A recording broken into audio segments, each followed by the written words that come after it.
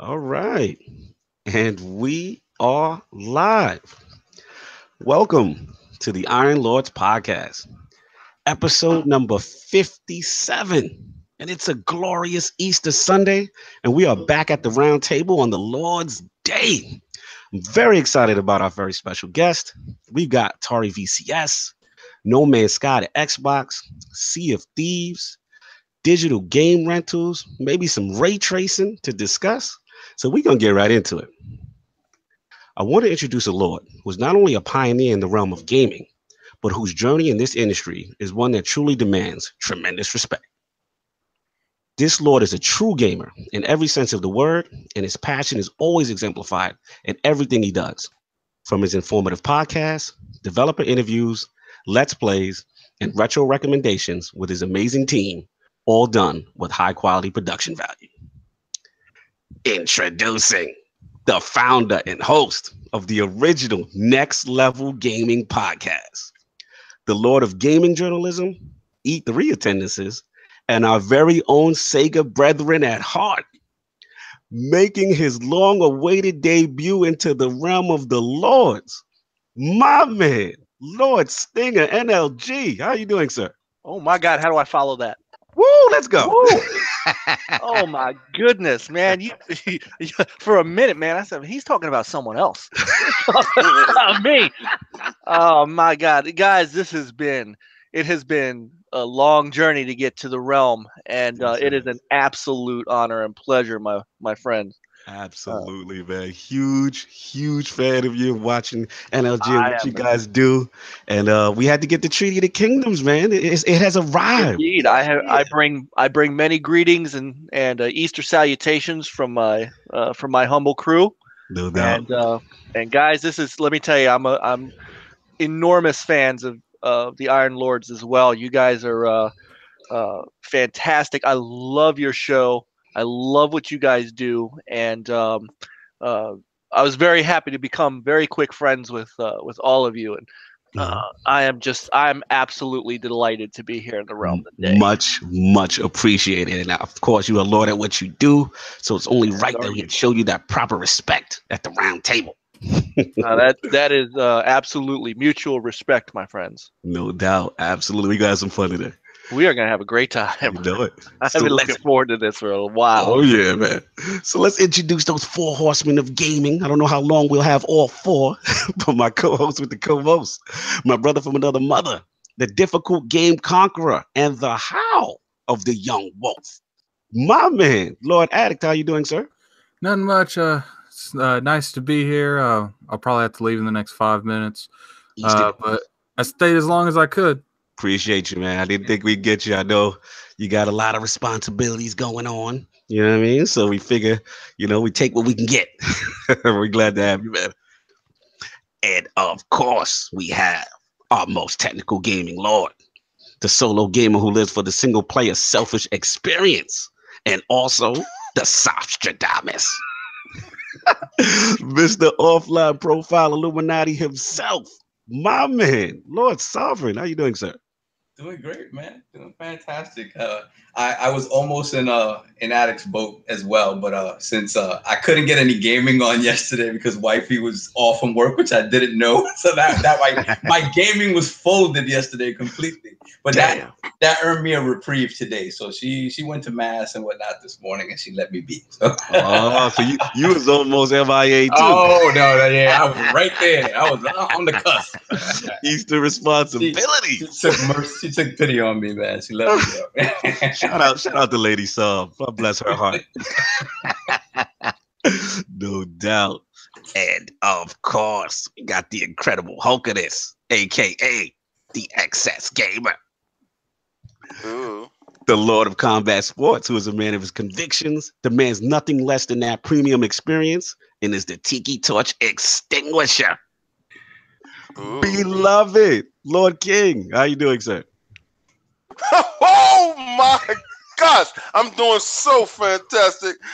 As you know, it was fight night yesterday. All right, gotta So go, you the guys. drink was plentiful. Just go chase your rabbits and go poop out eggs.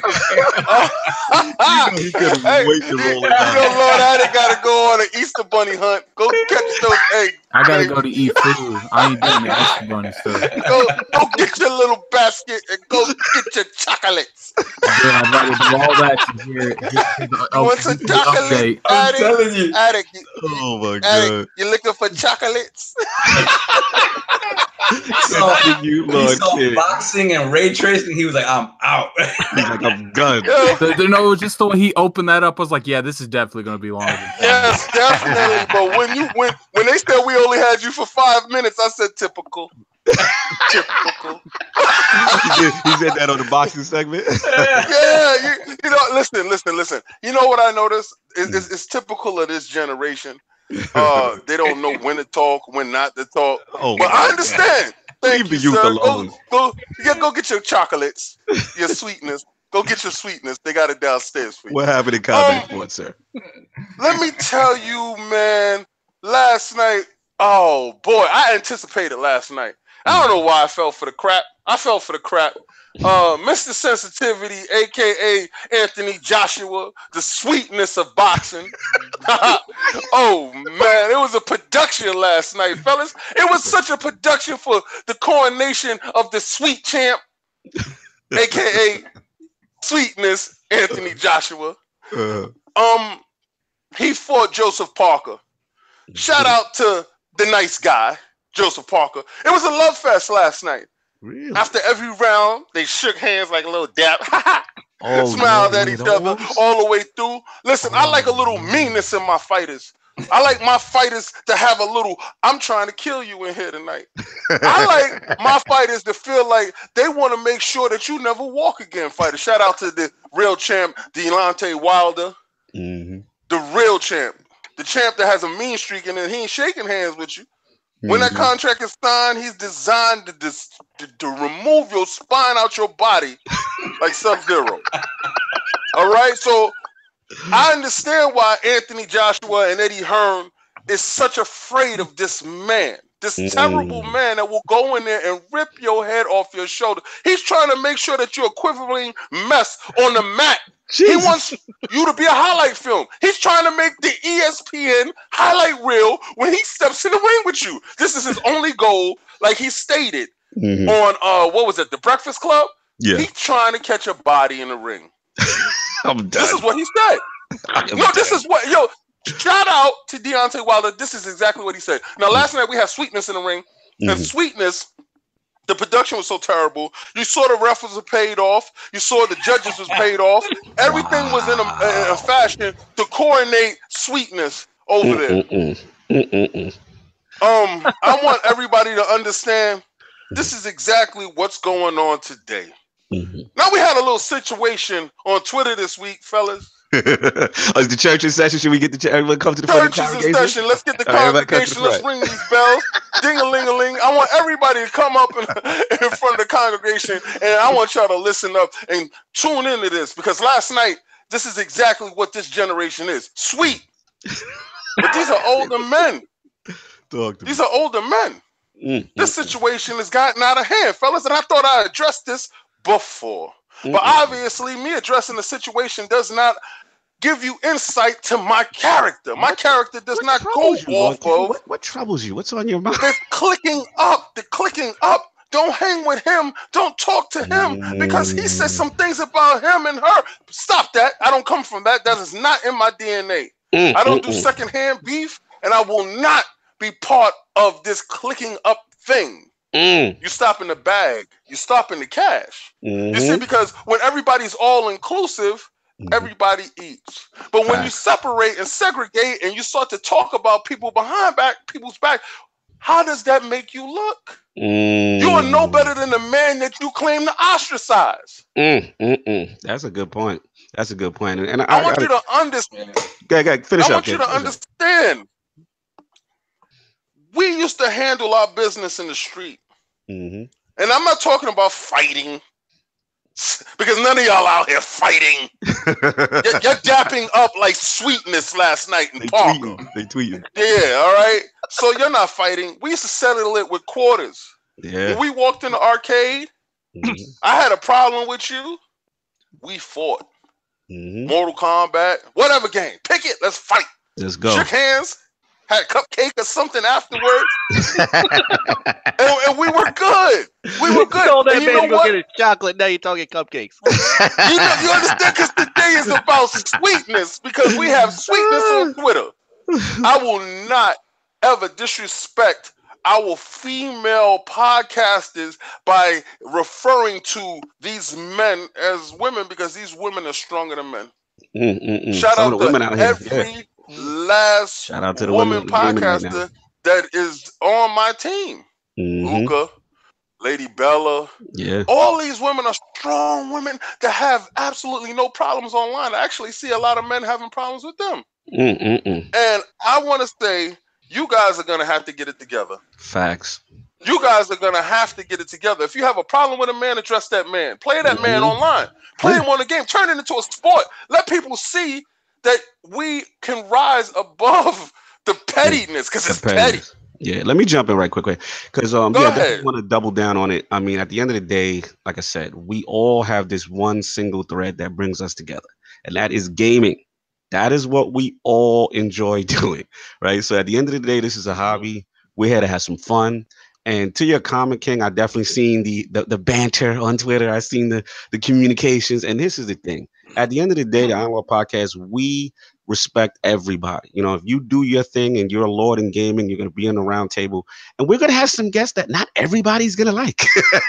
You know what I mean? But at the end of the day, what brings us together is the common thread of gaming. We can't lose sight of that. I think that's what's happening right now. People lose sight of that, and it's all this clicking and high school mentality and don't talk to this one and don't talk to that one. I'm going to tell you right now, I'm going to have someone on the show you're not going to like. So get used to it because we are all gamers. That's what we're here to do. Have some fun. If that's not your cup of tea, that guest, hey, maybe we just don't see you that episode, and hopefully you come back. Well, hopefully you don't even have to get to that. But thank you, Lord King, for the sermon. Any yourself? Anybody want to jump in? I want to triple down on this. Triple down, baby. Yeah, because I want you to triple down on, and then I want you to explain to them that we're gaming agnostics. We are not conformed to Xbox or any system. If you have a better version of a game, best believe I'm buying it. Go ahead, Saul. I think what I need to say is just this. We appreciate all the support, all the love that we got from everybody. Facts. On Twitter, on YouTube, everybody who's been on our show, everybody who's liked our show, everybody who's spoken well of us. We completely appreciate that. At the same time, we need everyone to understand that at no point in time, we are all grown-ass men. Old grown-ass men. We are not grizzled at this point in our lives gonna succumb to peer pressure. Like Facts. This is what it is. It's peer pressure, and it's absolutely ridiculous. Like absolutely. If you listen to anything that we've said over the past year or so or more that we've been this group as a podcast, and you've heard our stories about how we grew up and where we grew up, guys. We're here because we didn't succumb to peer pressure. Like if you talk about King, myself, and Cognito. Preach. We grew up in the South Bronx in the 90s. Exactly. All this Twitter beefing is not serious to us. It is. I'm trying to catch that accent though. My mother's from the Bronx. Strong woman. Yes. Oh, let me tell you.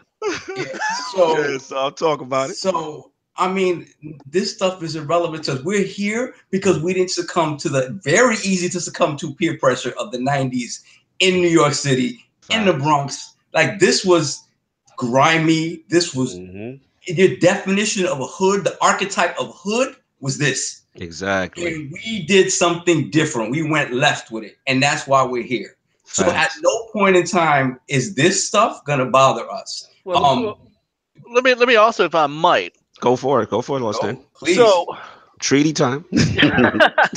So, as even though I'm not technically the oldest person here, I am still right up there. And what people have to remember is we were here gaming long before Twitter. Mm. We were here gaming long before Facebook. Mm.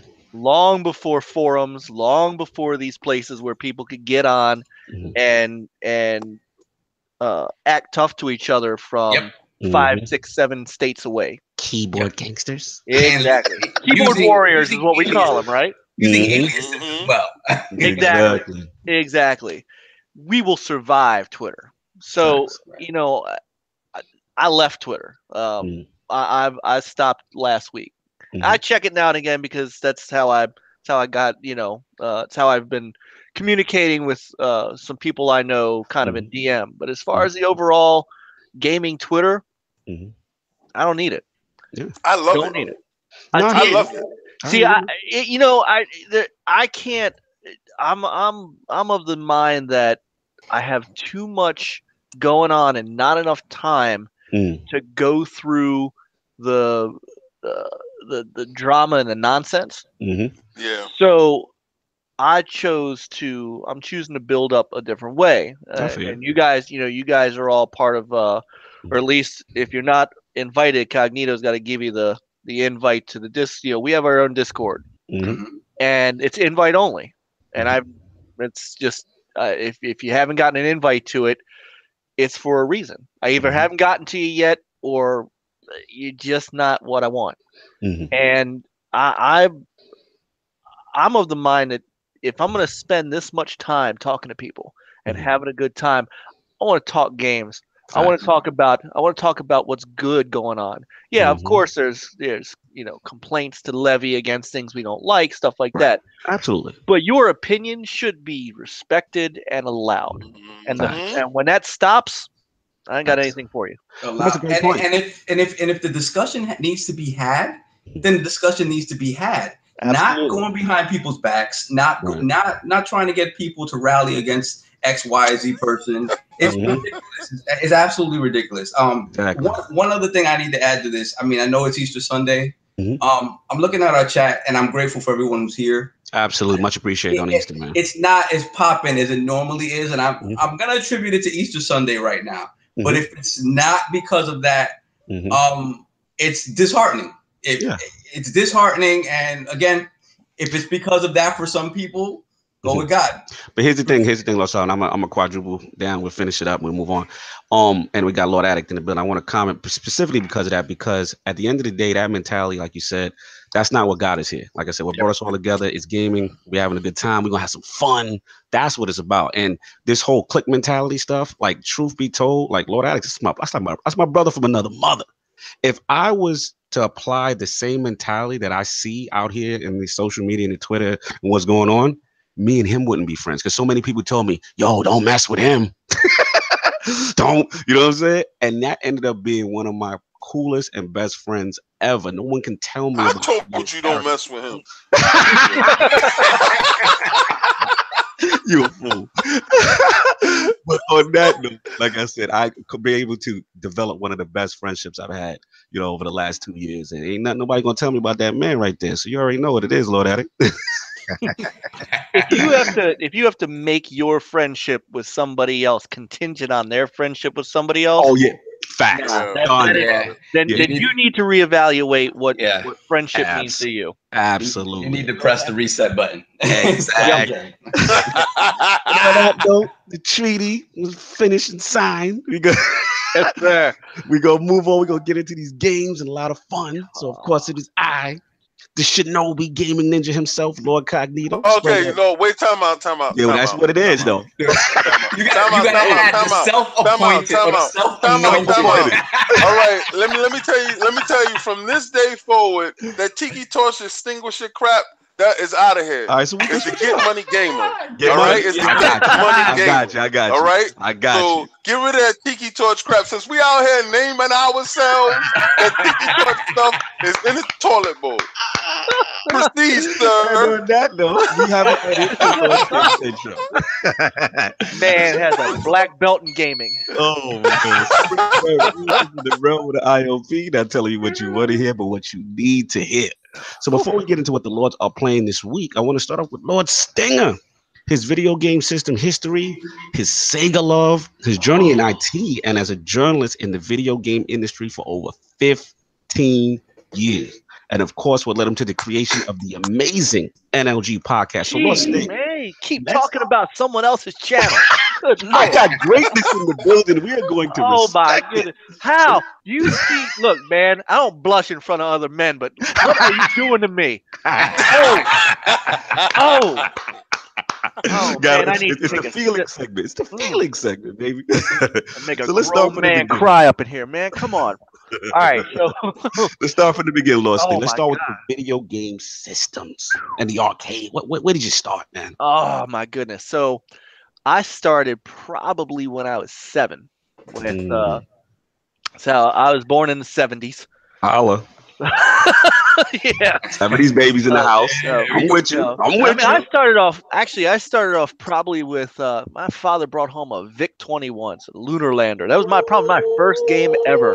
Wow. Wow. I played stuff on like TI 99 4A. Mm. Had a little Pac-Man clone called Munchman. It was exactly stuff like that. And then I had Atari 2600. I grew up on Atari. Atari, not just the 2600. I've had the Atari computer systems. I did a lot. Ran a BBS, an old bulletin board system on an Atari. Wow. Yeah, Wow. that's some stuff. Very impressive. Let me tell you. Wow. So, my venture into my love of Sega though came by total accident. So Really? yeah, so I had gone through. I had an Atari. I had the actually also had an Intellivision, which turned out to be the system that I really liked more. And I went from there. Got a ColecoVision. The ColecoVision was unbelievable. To this day. Yeah. To this day, I will still play that because that was my first system too. My dad got me that. That was my first system. And then you had the wheel. It was the first real system that had a steering wheel. Yes. You played Didn't turbo on. Didn't it come with turbo? Yes. Turbo. Yes. Classic. Yeah. I remember that game. And then it had this to show you how crossplay happened back then. It had an expansion slot on the front that lets you play your Atari 2600 games. Yes, the expansion slot with the little lid on. Was it right hand side? Flip up, pop it in. Yes, sir. Yes, sir. You think a lot of this stuff happened recently, but man, we had voice back in the Intellivision days. We had voice over IP. Not over IP. It had a little cartridge slot. Yeah. Voice. Yes. 17 Bomber. That kind of stuff. So as I went on, after Nintendo came out, I really wanted an NES. So Hanukkah rolls around. My father brings home a Sega Genesis. I was devastated. Why was you devastated? Absolutely devastated because I wanted Nintendo. NES. I wanted Nintendo was the thing. I wanted Nintendo, and so I was just angry, and I was like, how could you do this to me? He did because it was like, it's like you want something and your dad brings home the knockoff, right? I got it spelled with a 0 or something like that, I got back up 1 second. One quick question. I get it because as a kid, I know you wanted what you wanted, but also wasn't you at least impressed graphically? So all right. So let me finish. Hold on. I'm getting there. I'm getting to my next sentence. Okay, let's go. My father was like, "Well, just try it." So we did. We hooked it up, got it hooked up. And the pack-in game at that point, gentlemen, was Altered Beast. I turned it on, hit start, heard Rise from Your Grave. And I was like, whoa. Started playing Altered Beast. I forgot Nintendo existed. There was nothing from that point on that Nintendo could do. I was... And as I got a little older, I worked for what's now GameStop, used to be called Games and Gadgets, and then called Electronics Boutique. Yes. So I worked there. You want to talk about the biggest Sega fanboy warrior I would get in arguments. Oh, you and your Street Fighter. I got Mortal Kombat, bitch. And With the blood. we got With the with the blood. With the blood. Yeah. You spit that white stuff out, man. I'm gonna play the real version. And They man, had sweat over there. oh my god. It was I was horrible. That's why I hate what's going on now, because I remember what it was like being that horrible. Yeah, And I mean, but I was so, I had Sega CD. And I still got my collection, my 32X collection, and then the Saturn, and then the Dreamcast, and I sit and once in a while just ponder what happened to Sega. I know, man. It's sad. I know. Happened. I know. I got the Saturn. I got what happened. I understand the mistakes they made with the Saturn, because I was in retail at the time. I was in the sales cycle of that. So I understood. Gotcha. But the Dreamcast was, man, in this day and age, you went from the PS3 making the mistakes that they made to Sony being able to completely bounce back with the PS4. Facts. Sega didn't have that opportunity. They brought out a system with the Dreamcast that pioneered so much of what we play today, and they never got the chance to get past that, to get past the Saturn. Yeah. And it's so sad to see. Yeah, because the system was such a phenomenal system. There were so many things they did right. And then I know we went back and forth on it with Twitter a little bit, but you made me reevaluate that launch lineup was amazing. Like, it's untouched to this day. It is. And I really, because me and I tell him, like, me and Sting was going at it. I was just like, because I was really impressed with the Switch lineup. I'm like, yo, they really had a great lineup. And Lord Sting's like, Lord Cognito, easy.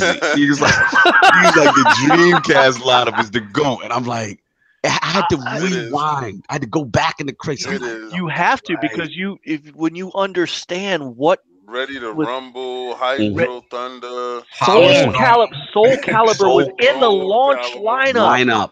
That's ridiculous. Yeah. Games that you haven't even seen redone by other developers, like Power Stone. Oh yes. I mean, that game was so revolutionary in so many ways. That was Capcom's heyday. Yeah, that was when they had their mojo. Yes. Skies of Arcadia was a launch title. A launch title. A launch title. Let me ask you this thing. Let me ask it to the round table. Was Crazy Taxi at launch, y'all? No. It came after. Okay. I just wanted to the launch lineup. I don't think Skies was a launch title. I think it Skies came like no, you're right. You're right. Out, right? It was Blue Stinger was the. I'm sorry. Blue Stinger was launched. Skies came afterwards. But these games, see, the reason why these games are so epic is because a lot of these games wait till the install base is built. Then they come out. Good point. These games was day one games. Because they knew they needed it. Yes. So the difference was they knew they needed. They really soured everybody with the Saturn, to the extent that KB Toy and Hobby didn't sell it. Yeah. They needed that launch lineup. But the thing is, they weren't just thrown together games either. I mean, we're talking about NFL 2K. We're talking about Blitz. Blitz was in that lineup. Sonic Adventure was in that lineup. Racing games, you had like Tokyo Extreme Racer, you had Kart and you had Monaco Grand Prix. Kart Flag to Flag was nothing to sleep on either. I mean, you had Air Force Delta, that was Konami's first shot over at making something to take on Air Combat. Ace Combat. Ace Combat, rather. You had a Mortal Kombat game at launch, and you had Hydro Thunder, which turns out to be a game that would launch kind of the semi-career one of my more favorite indie developers, Vector Unit. They bought that. When Microsoft bought the Hydro Thunder IP from Midway, when Midway tanked, They got Vector Unit to make Hydro Thunder Hurricane, which was an Xbox 360 game. And that launched them into Beach Buggy Racing, Riptide GP, and now they're bringing out another Beach Buggy Racing game. And so, you know, I'm telling you, man, Sega had such a hand in what what has happened coming forward. And people sometimes, because gaming has become so mainstream now, that a lot of young people are gamers that didn't get started until the PS2, PS3, Xbox 360. Shout out to Lord Addict. And you don't get a chance sometimes. They don't get a chance to or they don't get the opportunity to understand where some of this stuff came from. You know, they don't get the chance to understand. The first console that really had a broadband adapter on it was the Dreamcast. Absolutely. What was it? Was it 14.4, 33.6? I don't remember. Well, there was a 33.6, was a 56K modem in it, but there was an actual Ethernet broadband adapter that you could pop in. Yep. You are correct. And you're dropping so much knowledge bomb. The chat is lovely right now. Let's think about it. You're bringing everybody back memory lane. Anybody pick up Trick Style at launch? Trick Style. Trick Style, yes. Trick Style was awesome. I remember that. They had another game, Rippin' Riders, which was by the same developers of. Now I'm blanking. I can't remember now. PlayStation had it. It was a PlayStation snowboarding franchise, and Cool Boarders. And the same folks who made Cool Boarders, they couldn't bring Cool Boarders over to the Dreamcast because of the IP, so they made a game called Rippin' Riders, and it was mostly identical. They had stuff like that. Vanishing Point, Will SCZ, shout out to the Red Dog. See, Metropolis Street, these guys. Oh man, love that. Metropolis Street Racing. Metropolis Street Racer. That was the precursor to Project Gotham. Absolutely. Yep. It is so funny what you're saying, because in reference to the importance of that lineup, you and Lord King are saying about how like big that Dreamcast lineup was because of what happened with the Saturn. And truth be told, and I'm a Sega kid, like when Sov and King got the Saturn, I kind of soured. Like I was kind of like, I'm not feeling it. So the Dreamcast was kind of like that reinvigoration that Sega was back. Like, and it was like in a big way. And obviously we cannot forget the shirt that you have on right now. Yes, I'll bring the camera forward a little bit. Let's go. Let's talk about that Shenmue, baby. Now, did your life change like mine did when I first saw this title and Ryo was his pops was in the room and Landy entered? What was your so I'll never forget that. I'm sorry, I didn't mean to cut you off. I'm sorry. You got me all set, man. Let's go. I actually, so let me segue it by saying that my first game journalism job was actually with a Dreamcast website. So, you know, I got out of working at EB and stuff like that, kind of got into I'm also a musician, so I started working for music shops, and I ended up making what turns out to be one of the most interesting choices of my life. I decided to work for a piano sales shop. Well, I can tell you pianos are not an impulse buy. And so I could go weeks without seeing a human being. So I started bringing my Saturn into the shop and hooking it up to the monitor because I had the ability to do that. So I'm sitting there playing, Sega Rally and stuff like that. And they had a 56K modem hooked up to the computer there that we would use to dial into the main office and whatnot. So I started like looking around the internet for Sega information and ran across this guy who was building a site for a new console Sega was working on. And so I don't remember how it happened, but I got involved with it and became a writer for this guy, kind of pulling news and things like that. And then the Dreamcast was officially kind of announced, and at E3 that year they were gonna show it off. So somehow I found a number for somebody at Sega who got me in touch with Sega's PR company and got us registered as media for E3 that year, 1998. 98. And it was amazing. I was young, so I didn't have a family. I didn't have to worry about leaving kids home. So yeah, I'm gonna jump on a plane and go to this show. And I remember walking around the Sega booth, and I stopped at this display, and there was an old man's face on the display, and they were manipulating his face to make his eyebrows raise, to make him smile, to make him frown, to manipulate, and it was a concept video for Shenmue. And I must have. It was one of the 2 times that something has stopped me at the show in my tracks to just stare at. I'll give you the other one. You guys will like this. The next year, right before launch, it's launch year '99, and they're showing off the launch lineup on the screen, and the screen's up high, so you look up, kind of you see them kind of dangling from ceiling and stuff like that. And I'm walking through the booth, and I look up, and they're showing off NFL 2K. And the quarterback throws the ball, and what I'm seeing is the receivers running downfield. Now, we've seen this in Madden every year. We've seen, that kind of stuff. I saw the receiver turn his head and turn to catch the ball, and I stopped.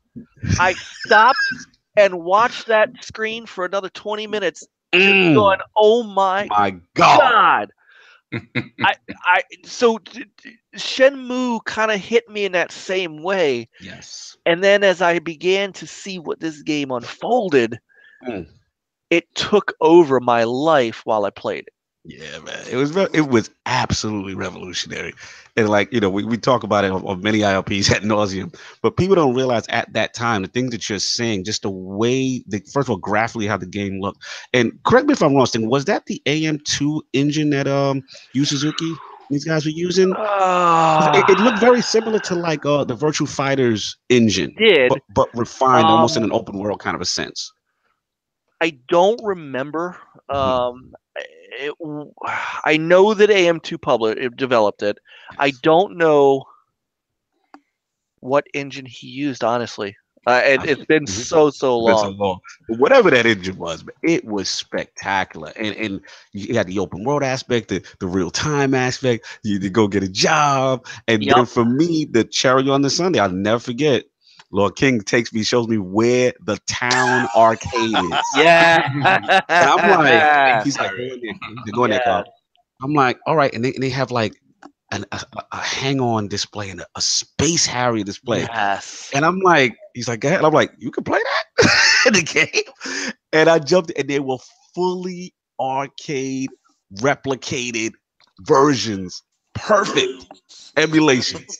And I'm sitting there and I'm playing Hang On, and the music comes on, and I'm going crazy. I'm like, I'm literally in the arcade of a game, playing a game. This is ridiculous.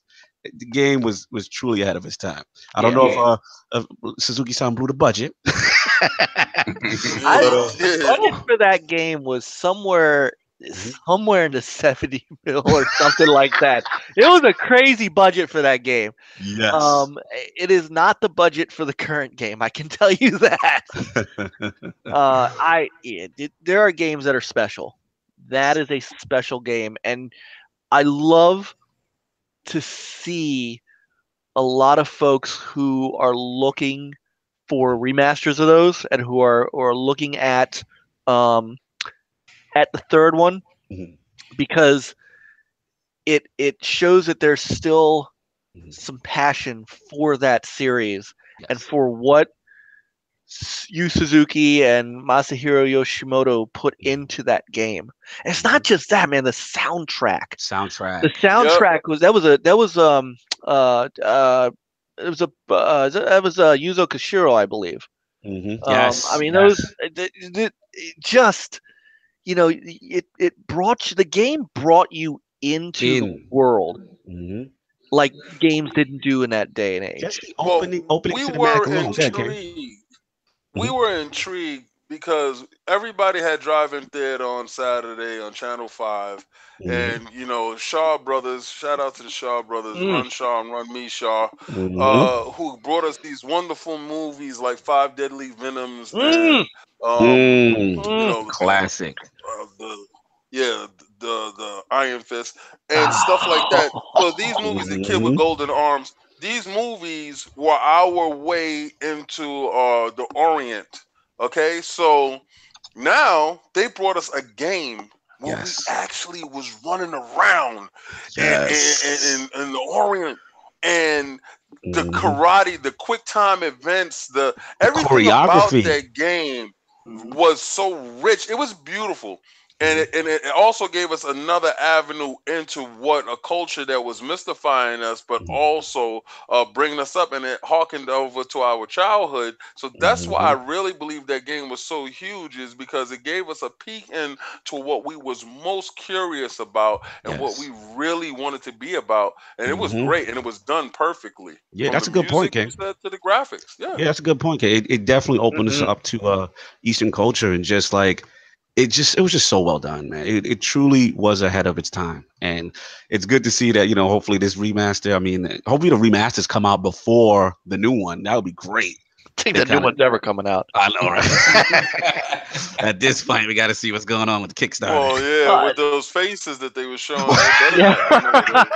Well, so all right, so I joke, but they do have a publisher. So Deep Silver's publishing it, who's now, of course, owned by THQ Nordic. So I'm confident the game is going to get an influx of the money it needs to finish. There's no way they're going to let this happened to all that Kickstarter cash? I thought it blew up off the Kickstarter. They do, but when the original game has a $70 million budget, and this game has a $6 million budget. Yeah. I'm just saying. Yeah. He had to do crowdfunding afterwards and stuff too. At least $50 million of that money was spent on partying. Oh my God! Right. I'm done. You're out of control. So moving on. So we know about. I will say that my first memory of meeting Peter Moore. Talk to me. Was at an E3 party that Sega knew how to do that stuff up.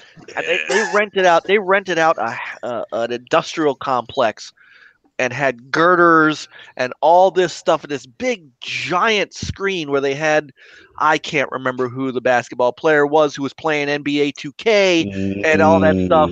And I'm telling you, man, he's up on a girder. Peter Moore, a young Peter Moore, but one of my, let me tell you, one of my absolute favorites in the industry. Oh, let me tell you, it's funny you said that. That's how me and you, I know you're my brother from another mother too, thing, because tell me that Peter Moore understood how to present, how to make it an event, a show. His enthusiasm was so evident in everything he did, and it was just cool to see. Even from the Sega transition to the Xbox transition, he even talked about it. He was just like, hey man, I had the rivalry against the PlayStation because of what they did to my beloved Dreamcast. Yeah, absolutely. He stood up on this girder, on a girder with no protection, nothing underneath of him, yelling to the crowd, we are gonna kick Sony's ass. And the crowd went berserk because, of course, we're all Sega fans. We're all there for, but this was the mentality. This is the guy this is the guy who knew so much that people wanted a Halo 2 release date that he had that thing tattooed on his arm. Woo! And I got a picture of it somewhere that I got to go find, where he rolled his sleeve up and man was not badly built, and there it is. And for a long time, people have speculated whether or not it's real or not, because the following year for Xbox, he rolled up his other sleeve and he had a Grand Theft Auto 4. That one was, you could tell that one was totally fake. Yeah. Now that he works for Liverpool Liverpool Football Club, I Yes. think it's okay if everybody knows that Halo tattoo is real. Really? I have seen it up close. I did not know that. Yep. All these years. So Yeah, Peter, he's always very. one of the reasons that I had so much respect for Peter Moore is not only did he understand what was needed to get third parties to Sega and to Xbox and to get EA kind of where they were going before he left, but he knew how to deal with people. And one of the things that I will always take away from my time going to E3 every year and kind of being in that industry is you never have fun at E3 if you're a journalist. You just don't. You're meeting after meeting after meeting after meeting after meeting. I don't think I ever spent more than 10 or 15 minutes actually playing a game, playing games on the floor. It was always on the go. And these guys too, it's not just us as journalists. These executives got to meet with us. They've got to meet with retail. They've got to meet with a ton of different people. So I would always be up in the Microsoft booth, getting ready for my meeting, talking to my rep. Shout out to my man, Arnie Meyer, who, by the way, now is the PR head for Naughty Dog. Also a fantastic human being. Wow. He's kind of one of the reasons that NLG even exists, to be quite honest with you.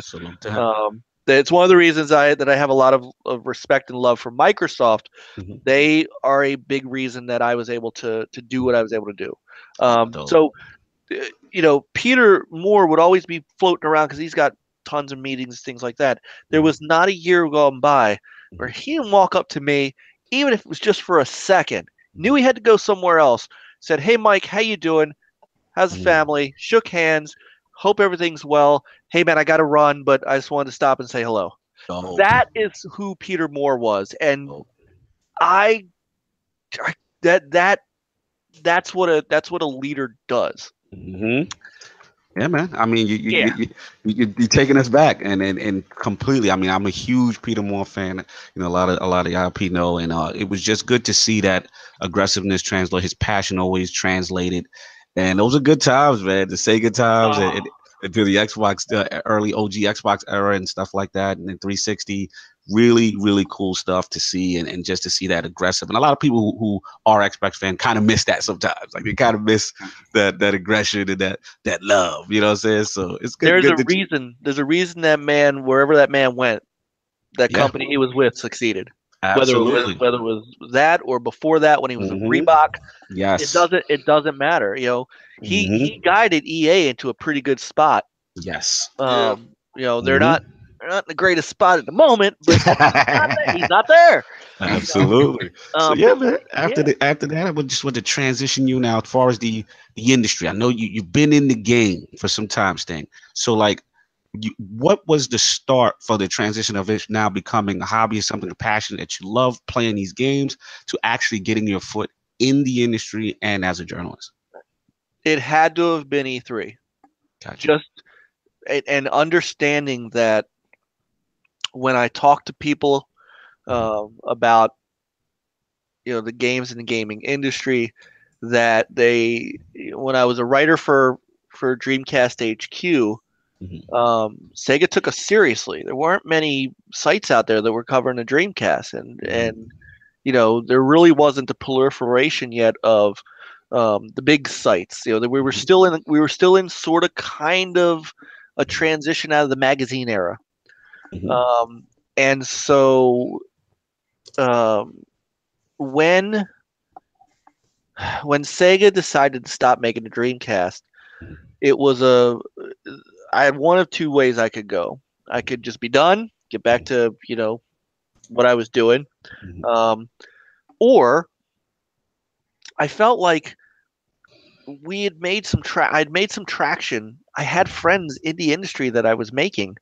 Why not make a go at a multi-platform site? If Sega's going to do it, why couldn't we? And so a couple of guys that I had met on Dreamcast HQ, I broached the subject of, hey, why don't we why don't we take a shot at creating a site that'll just cover every place Sega's going. Mhm. So they're gonna put their stuff on the Xbox. They're gonna put their stuff on the PlayStation. They're gonna put their stuff on Nintendo's console. Why don't we move along with it? Gotcha. And That evolution. yeah, and so there was a guy overseas that helped kind of design the first site. Wrote kind of a back end for us. We started populating information, and all of a sudden, people started actually coming to it. And we still had great ties with Sega, so Sega was still sending us nice product, and we incorporated, which was one of the big things you had to do to go to E3. If you wanted to be in E3, it wasn't quite as tough as like getting into PAX now. Right. Like, to get into PAX, you have to basically forego your firstborn to get into PAX Media. Yeah, I know. So I'm excited for you that Tick is going to PAX, man. I live vicariously through half a Tick. Through you guys, through Sam, through Iron, to Anchorman. I live through you guys because what you guys do is the right way, and what you guys do is like Sam. I've read some of his he's a reviews. Lord Editor. That's what I call him, Lord Editor. He's a beast. And he reminds me of the way I used to write. And I cannot speak highly enough of that man and what he is doing. So great yeah. So anyway, we went through a period where we were growing and companies were starting to pay attention to us. Nice. And then we got in with UGO Networks, became an affiliate. And when that happened, Microsoft and Sony began to really pay attention to us, which is why I credit. There was also the second time I met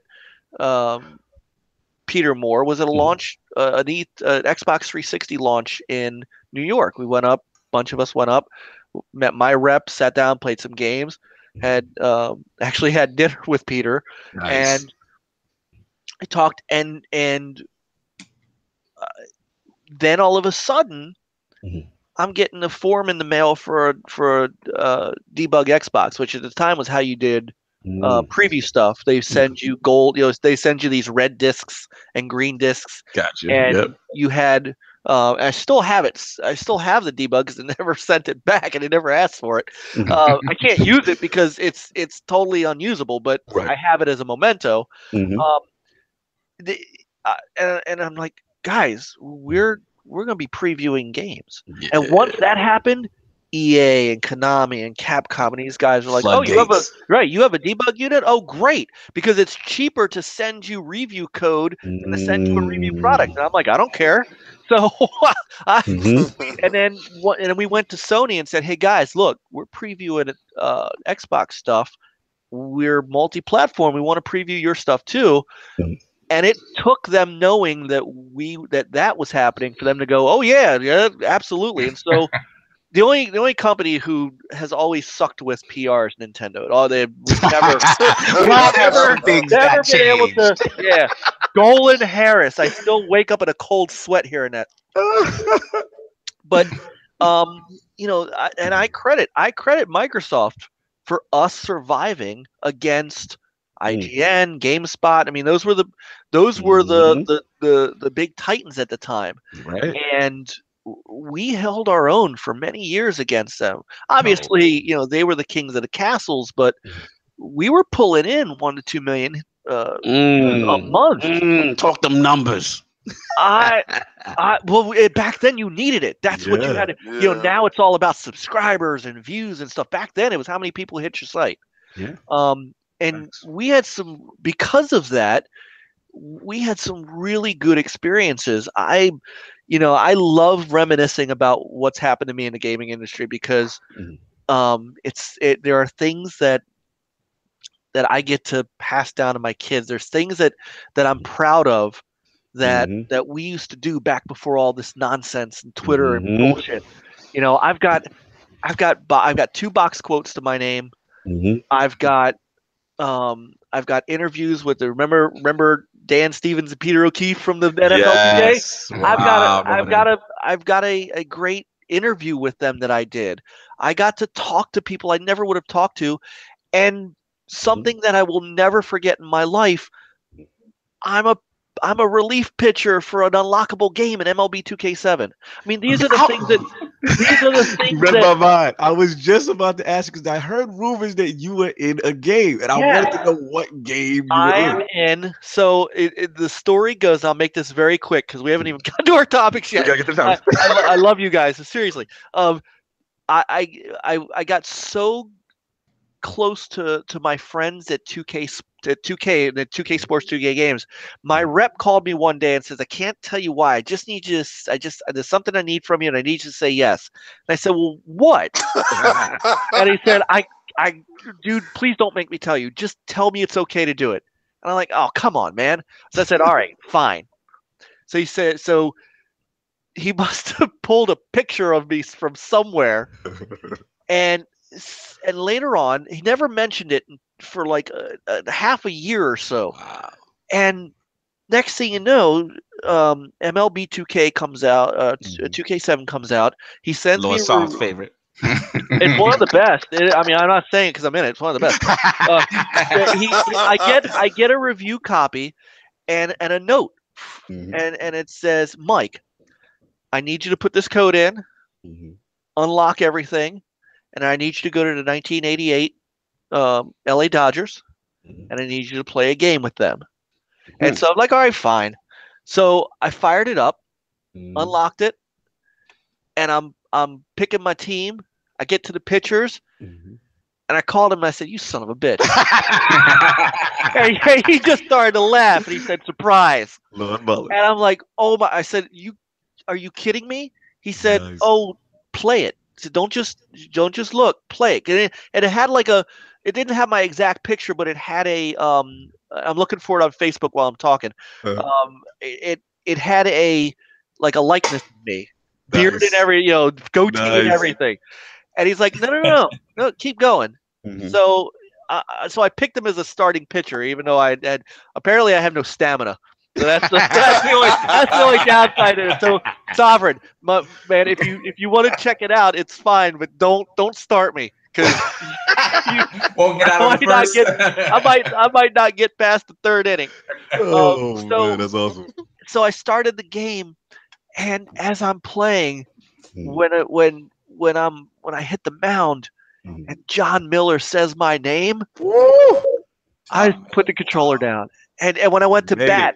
And the stadium announcer, and it says my name correctly. It's not even. I mean, it's like somebody told them what my name was, and John Miller and the stadium announcer say my name, and I'm like, I was so overwhelmed. Like that's dope. It is something.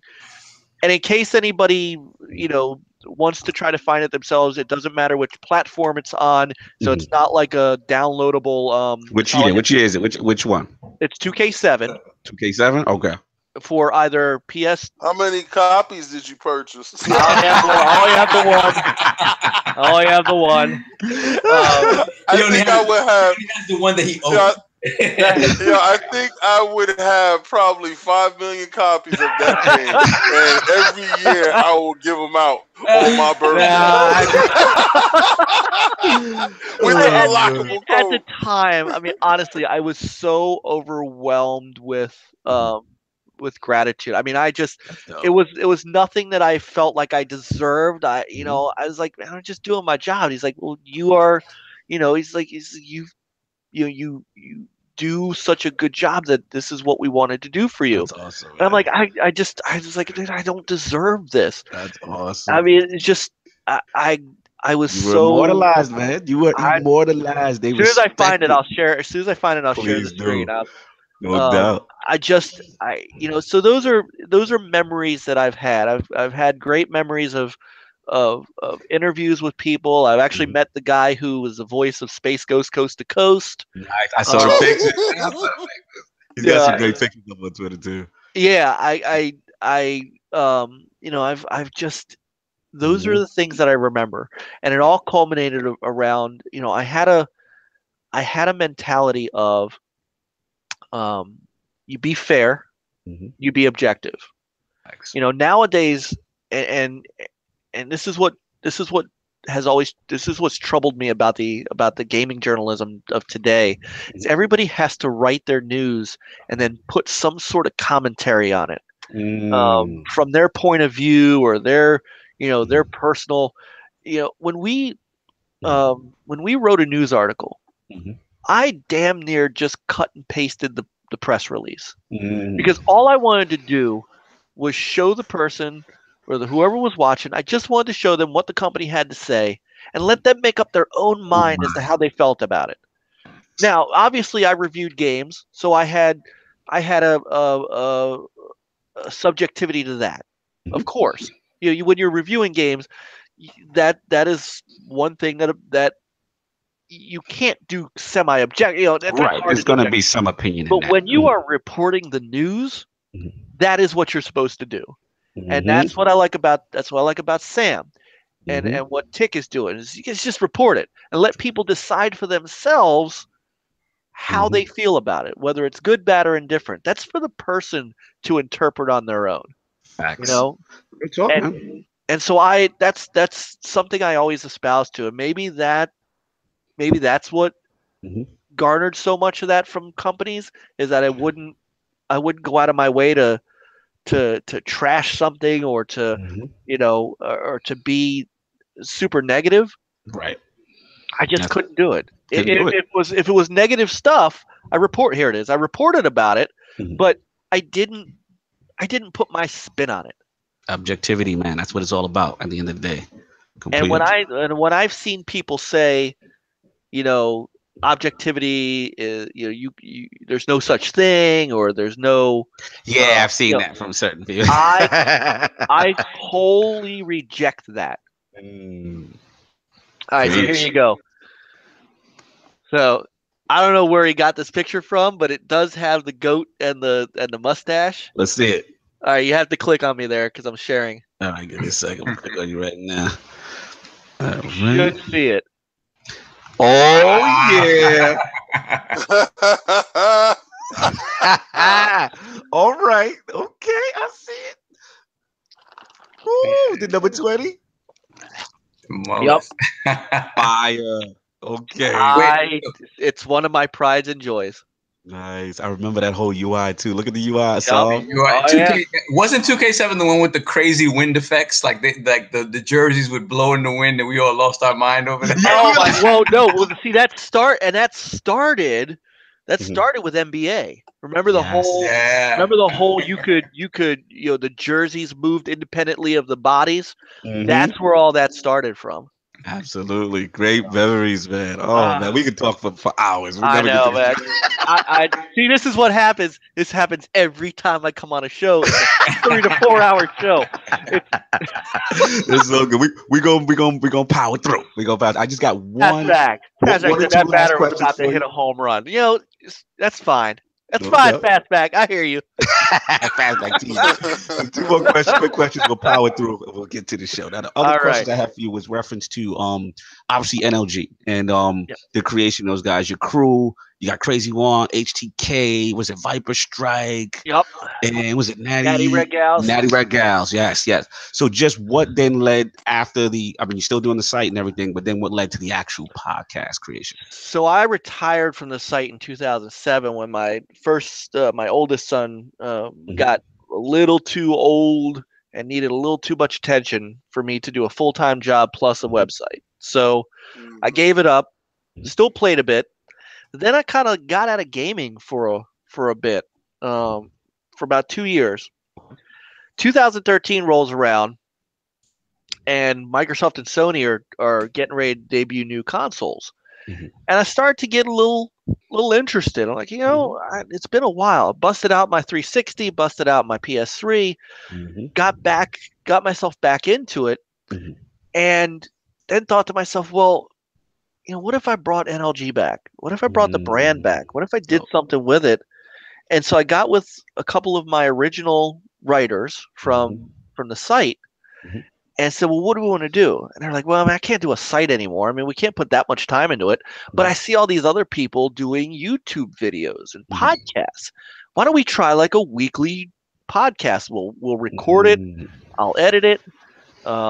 We'll, we started out doing like Skype, but I recorded it, and then I'd edit it, clean it up, and then put it out on YouTube. Gotcha. After a couple of weeks, they couldn't do it because their lives were a little too busy. So I was like, I kind of like this. So I started getting, some people in and out. And then about 2 years ago, I had a unfortunate falling out with one of my longtime friends who was also podcasting with us. And so I was almost close to doing the show by myself. And Frankie Aller, who's Viper Strike from Short Paws Gaming, said, "No, man." Oh, shout out to Short Paws. Yeah. Guys too. He was like, "No, man, I'll come and do a couple shows with you and help you out." So he came on. We did a couple of shows, and he like really enjoyed himself. So from there, HTK, Peter, and I had another gentleman, Jason. They were in our chat. And they were like, "Hey, man, come guest on your show." And so I had Peter on, and I had Jason on, and Peter's been on now for almost 2.5 years. It'll be actually at E3, this E3. I think he will have been on 3 years. I think. Shout out to HCK. And so Frankie, when I lost my friend and I lost my co-host, I almost shut it down. I was like, you can't do that. And I couldn't. I was like really upset. And Frankie kind of saved me. Like I credit Frankie for literally the reason that the podcast is alive today. And then Juan came along, and his passion was he loved retro stuff. I see it with it's classic stuff. He had he's our look. He had Tekken 1 on recently. I was lost. Peter and Frankie and I are all multi-plat guys. He's our semi-multi-plat guy. He's our Xbox guy. There's no doubt about it. He's our Xbox guy. He owns a Switch. He loves his Switch, but he loves his Xbox. Nothing wrong with that at all. But he also has this love of retro gaming. So, we were trying to think of things to do because everybody comes on and talks and does stuff, and we just didn't want to be another talking podcast where we're in we're a little fish in a big bowl. So we're like, well, man, what could we do that's a little different? He said, well, I could bring up a retro game and we could talk about it. And I'm like, wow, that sounds like a great idea. We'll call it Juan's Retro Recommendation. Nice. And that started. I think he is on our if it's not our 40th, he's coming up on our 40th Retro Rec, the next podcast. And it ranges anything from PlayStation 1 to Xbox, Genesis, Super Nintendo, NES. Yeah, he's got a wide variety. I watch him, and I'm like, wow, he's taking it back. Like I said, he had the original Tekken for the PS1 on there. I was losing my mind. He had the original. He had the original Tekken. He had the original Gran Turismo. Yes. I know he's a Forza guy now, but back then he was a big Gran Turismo. Oh yeah, guy. Turismo was the wave back then. Yeah, absolutely. Everybody was a Gran Turismo fan. I remember when photorealistic. Yeah. Yep. I had to pull myself away from Sega GT long enough to play Turismo. But these guys bring they bring variety. They bring an ability to they bring knowledge, and that's what I like. It's amazing to me some of the knowledge that they have and what they can bring to the gamers as far as information goes. We all debate once in a while too. There are things that I don't often, there's times when I disagree with these guys, they disagree with me, and we have some great debates, some great discussions. Yeah, sounds like ILP. Yeah, I just we're just not as smooth as you guys. That's all it is. I'm gonna play this. I'm gonna play this thing back like 7 or 8 times and try to figure out how to make my intros as smooth as this. Because hi everybody, welcome to the original Let's Talk Gaming. And I listen to this and I'm like, oh my god, I am as white as the driven snow. So but in all seriousness, these guys bring with them different skill set, different knowledge base, but they all have gaming passion. You see it. Yeah, absolutely. And I love that. And we pride ourselves on making sure that we stay focused on games, we stay focused on the industry. We don't I say this politely. Yeah. we try to say like even at the there were earlier times when a guest or two would name drop someone and I'd hit them in the chat, hey man, we don't do that here. And so it's just we take enough pride in what we do that we want to be the group you come to when you want to get away from that. Like ILP. Facts. You're going to get away from that stuff. You come to ILP, you come to TIC, you come to NLG. It's as I call it, the 3-letter podcast family. That's what it's about. You're making a good point because at the end of the day, when I use the figurative term, the realm, it's like you said, it's the escape from all the outside noise of the world. And that's what King knows, Soft knows, Act knows. Like everyone's got so much going on in life. And ILP is just a reflection of the Saturdays that we used to have in the house, and it was just all our friends. It was just gaming. It was just fun. That's all it was about. And you got to get away from your normal drama of life. Well, and that's right. What it was about. And one of the things we did at the beginning of the year is we made the conscious decision to move ourselves from YouTube to Twitch. For 2 reasons. Number one, we found the quality of video on Twitch because we do a Skype and an XSplit broadcast. So, I'm humbled. I was humbled earlier when you talked about our production value. It's not nearly what I've seen other people do, but we take a lot of pride in how we're developing our site and how we're doing video and giving Juan his space for his retro rec so that it looks professional. Right. And Twitch gives us so much better video quality than YouTube, but it also puts us in front of a different audience. It puts us in front of people who are streaming games, who are playing games, who I want to come see us to see a gaming show, not a bitch fest with 7 people yelling at each other and talking about how console X sucks and this person sucks and this guy is a horrible person. I can't do it, and I don't have the time or the patience for it. So going to Twitch, being here in the realm, these are the places I want to be. This is where my gaming life is. Much appreciated. We're glad to have you, man. It's long overdue. Long overdue. Just hearing that history was a lot of feels. You know what I mean? Yeah, took it back, right man. I'm having right now. Nope. That's it, man. We're gonna get into these topics and get into these games and all that stuff real quick. Lord Soft, Lord King, what have you guys been playing this week? You guys get to touch anything this week specifically? Let's start with Lord Soft. I mean, I've been working crazy, so I couldn't play A Way Out with King, couldn't play any Sea of Thieves. Yesterday was my plan to play it. Like I said, wifey folded that, so that was that for this week. The only thing I managed to download was Punch Out on the Switch. I got to play. Yeah, I saw it on the eShop. I gotta ask you about that, Lord Soft. I'm surprised Nintendo allowed that. I mean, this is the one that has right. It hasn't really been reproduced anywhere.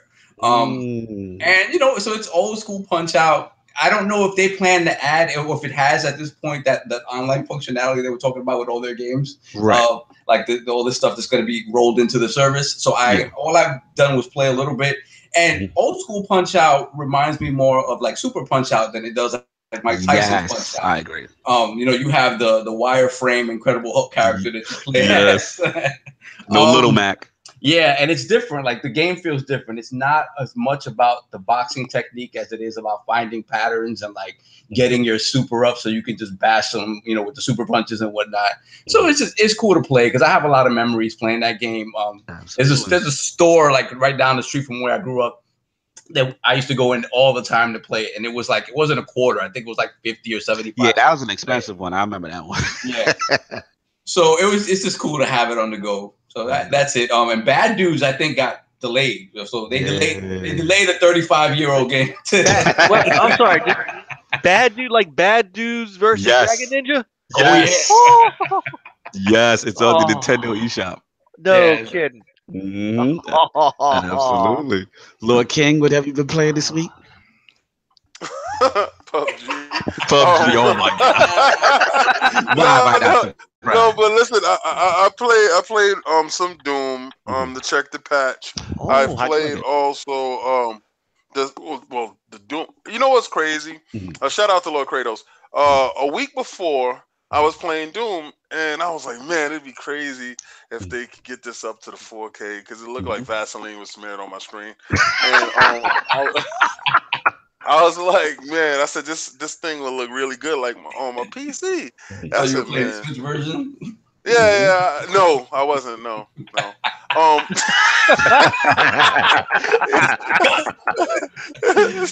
So I don't even know why you brought that up. But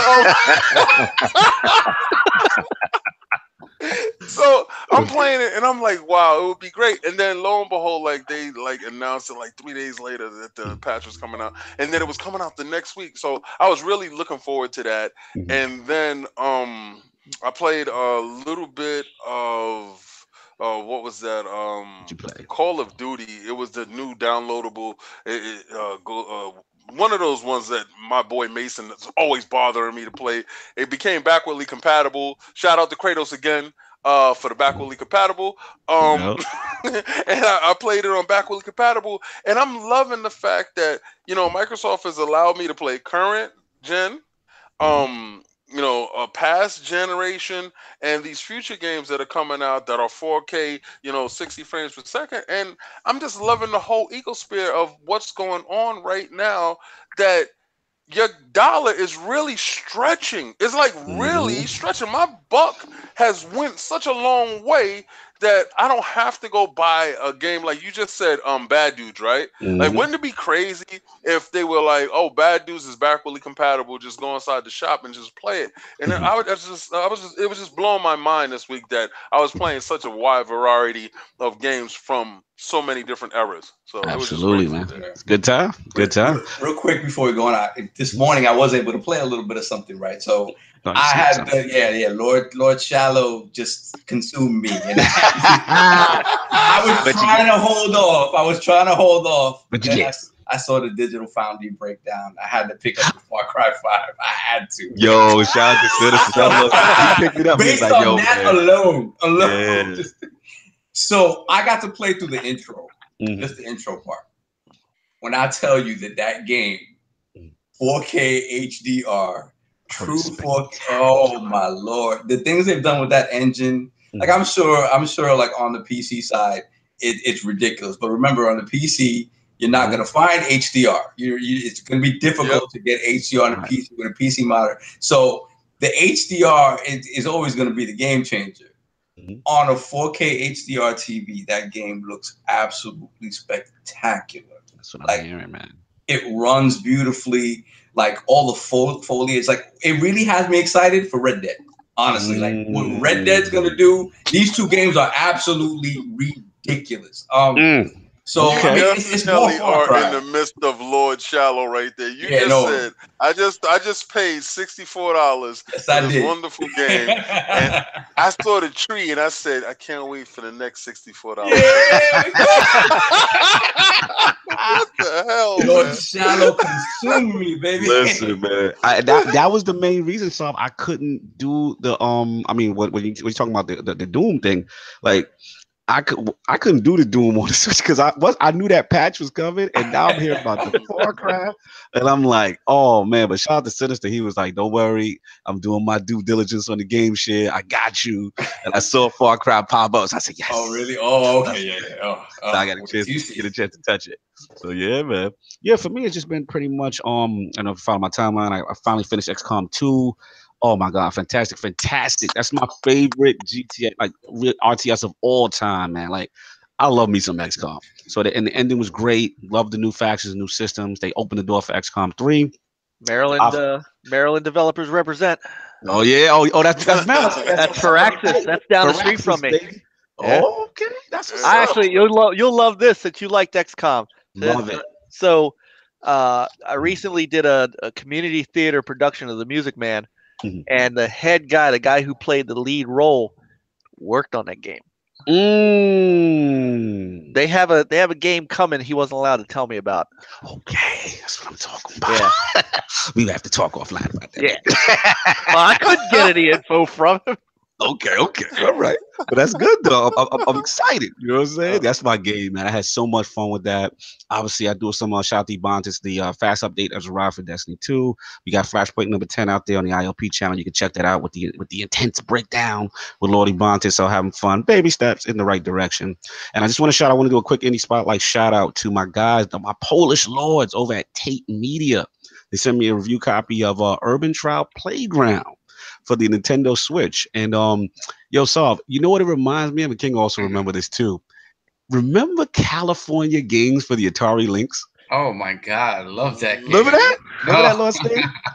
And it's like it was just the BMX portion. Like this game is shades of that with the tricks and the bike, and you sitting there falling off the bike, bike in all these funny ways. I know, but the hacky sack too. Yeah. I couldn't do that. That was like the hardest event. Epics, I miss them. I do miss them. Man, what was it, Lost? It was surfing. It was BMX. Yep. The hacky sack. Hacky sack. Skateboarding. Yes. You had to skateboard down that down the sidewalk and not trip over stuff. Yes. Shout out to California Games, man. That was like the Lynx launch title. So I want to give out my dudes over there at Tate Media for replicating that feel. I believe the game comes out actually comes out, I think it's Tuesday. Actually comes out or the 5th, something like that. So be on the lookout for that if you're a fan of that style, California Games, BMX, trick bike, that kind of stuff. So anyway, we're going to get into the poll. Last week's poll results are in. The people have spoken to the question: with the recent release of Sea of Thieves and the rise of more games as a service, should developers be held accountable when initial launch content might be considered minimal? The winner at 59% in a 3-way ILP poll was the no. No content equals the games as a service game is unfinished. Coming in at second place at 27% was the games as a service is an evolving game group. And third place at 14% are Shallows. I don't care as long as it's $10 in Game Pass group. That's me. What do the Lords think about this real quickly? Lord Sting, what do you think about this then? Oh my God, I'm tired of talking about Sea of Thieves. I know. Look, folks, look right here in the eyes. Look, guys. Just because the game doesn't have enough content for you doesn't mean it doesn't have enough content for others. And that's and I get it. If this game is not for you because it doesn't have enough content, I get it. It's perfectly fine. I know people that won't play Madden anymore because they feel it's the same game every year. That's the logical. It's okay. It's perfectly okay. But it doesn't necessarily, like, some of the worst comments I've seen. The disgust, I love it. Some of the worst comments I've seen is that this game should be in early access right now. Stop it. Stop. Look, stop. The game is not broken. The game is not unfinished. If you want to have a discussion about whether or not there's enough content in it, that's fine. But there are a lot of people. There is a reason that it's leading sales in Europe, in Australia, and it's likely going to show up on AMPDs next month. There's a reason for it. Yeah. Because it's, for a lot of people, it's a starting point. And for a lot of people, there's enough content right now that as long as they know there's a roadmap, and Rare has said this. Rare is on your channel. So they've talked to you guys about this. This the game right now is just a ton of fun with friends. Even if it's repetitive, it's still a ton of fun. Yeah. And we've had that discussion before. Like, how do you equate fun? You know, when people are saying it's less content versus people who are actually enjoying the game and seeing that they are having fun. Can you negate that aspect? And that's why I said it's one of the most polarizing games, because you shouldn't be able to. You shouldn't be able to, because if there's a group that is legitimately saying, I am enjoying every aspect of this game, then it's accomplished what it needed to accomplish. Right. and the sales look like it's reflecting what you're saying, Lord saying. Yeah.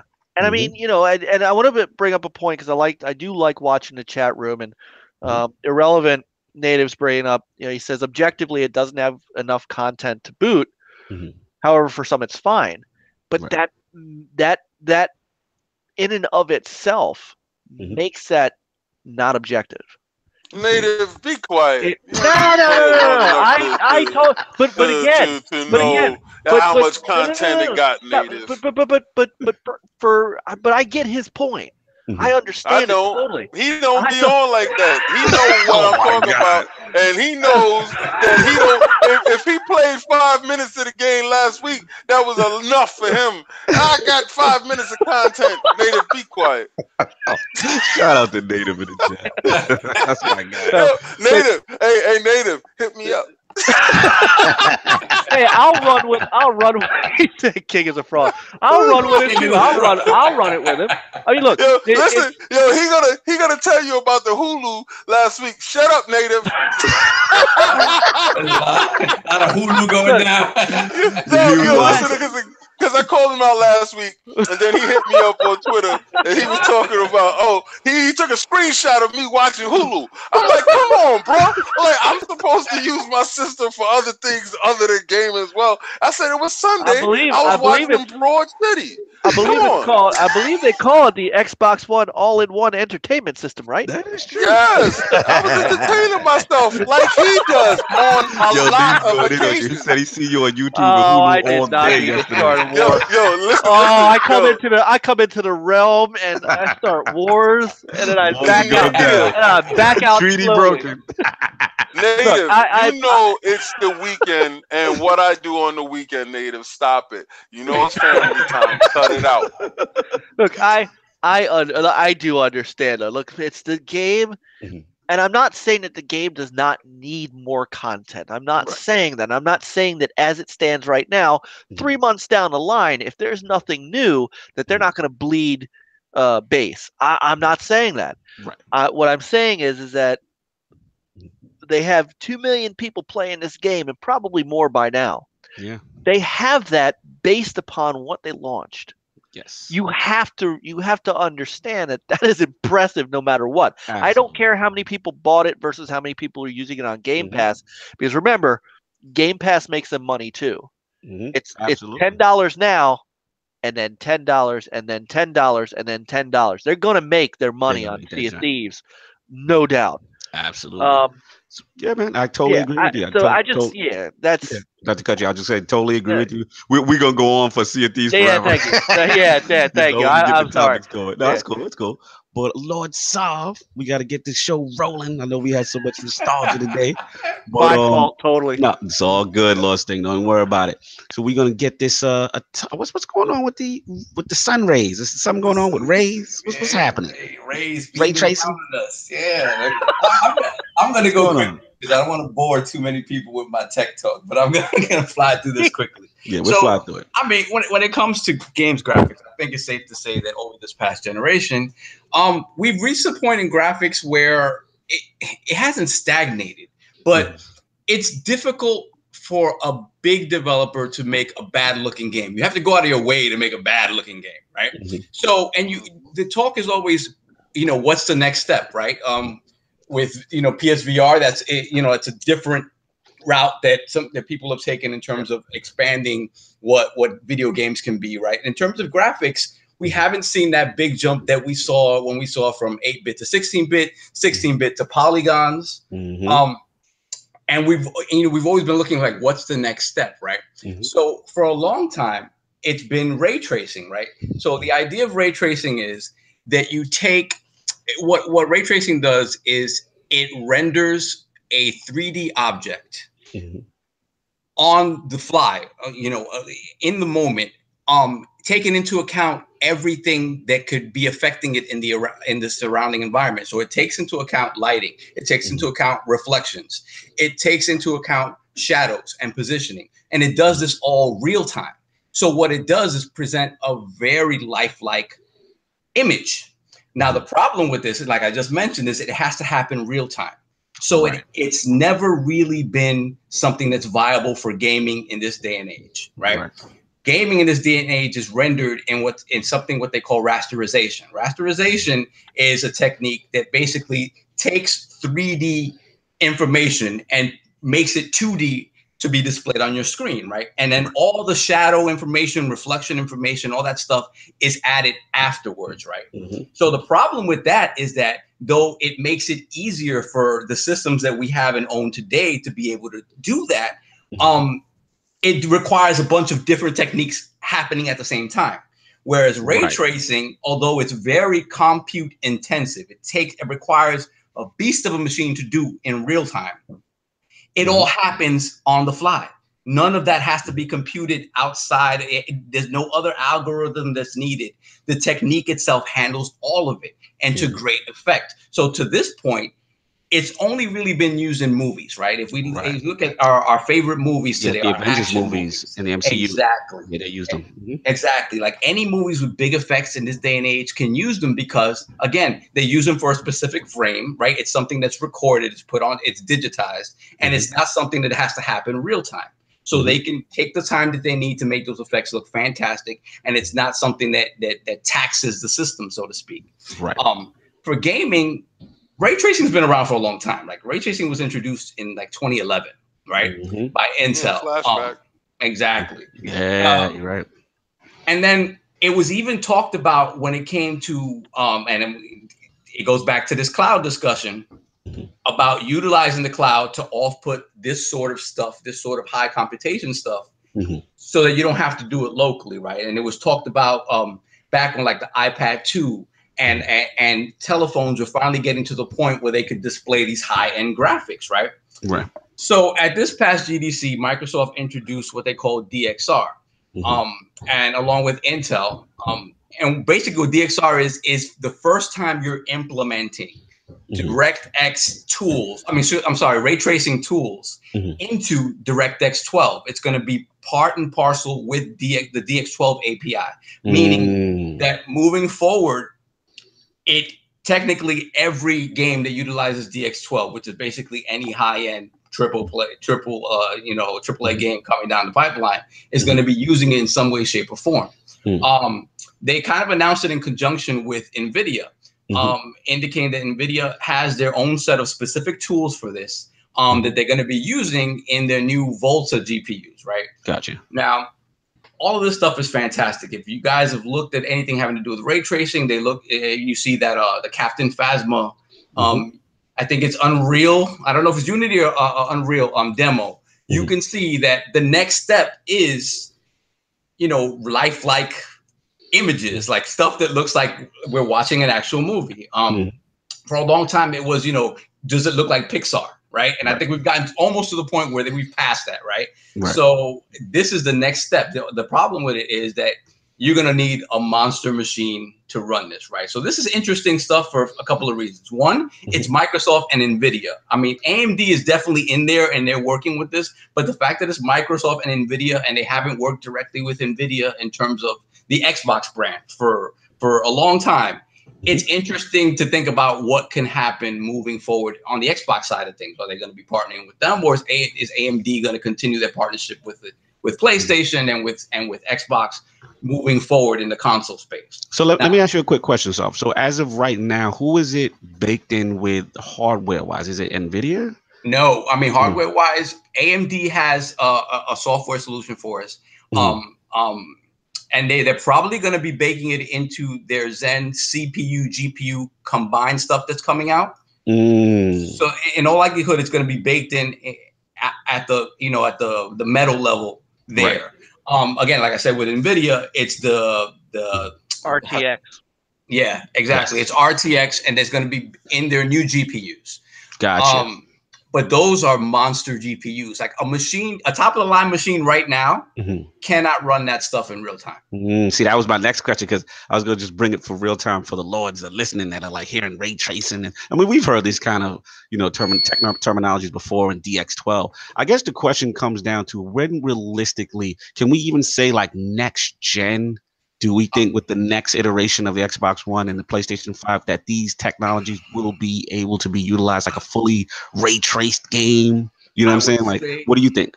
I would say maybe next gen, when we get to the mid-cycle refresh, when we get to the X of next gen. Of next gen. Okay.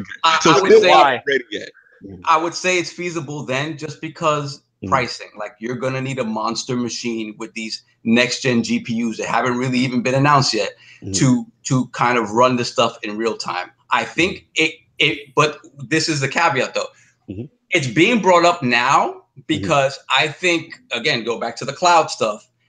I think Microsoft has figured out a way, or is figuring out a way, that a lot of this stuff can be offloaded to the cloud and not necessarily be handled locally, right? Gotcha. So I don't know about an entire game being rendered in this form, because, again, like I said, it's very compute intensive.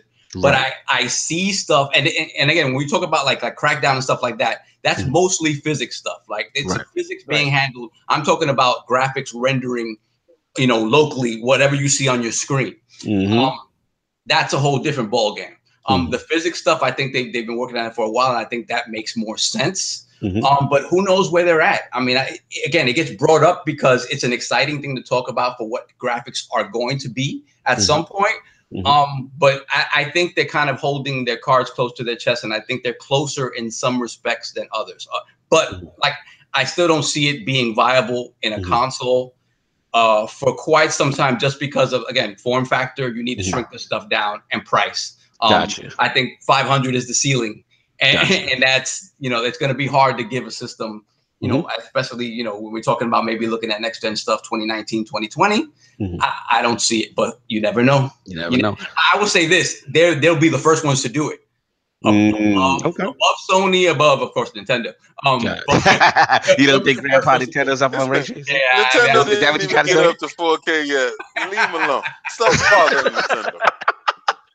Lord King, I know you've been championing this tech to me, this information to me for some time. You put me schooling me. So what do you think about what was shown in demos of GDC stuff? Where you at with this whole ray tracing? Well, as I watched the whole GDC, I was super all over that stuff. It was incredible. I like the way that Microsoft is pushing the narrative. Did you see the new commercial from the Xbox One X? I'm gonna shoot that over to you. It's what I told you Phil was doing. I love Phil's silent assassin. He's playing chess, not checkers. Your Lord and Savior. Yeah, man. I gotta put the hand up, and I gotta tell you, man, we are in church when Phil is in session, and Phil is playing this game, man. He's playing this game, and he's playing it to win. The power narrative is fantastic, and he gives you little breadcrumbs. Okay, so he allows little stuff to come out, and the ray tracing. He's like, yo, listen, man, we're pioneering this stuff, and they're like, yeah, okay, we heard about that before. He said, hold on. Just shoot over the Star Wars demo using a real Star Wars asset. That's what he said. Where? Yeah, just shoot that over to them. Let them see what I'm privy to in the vault. Let's slide that out to them.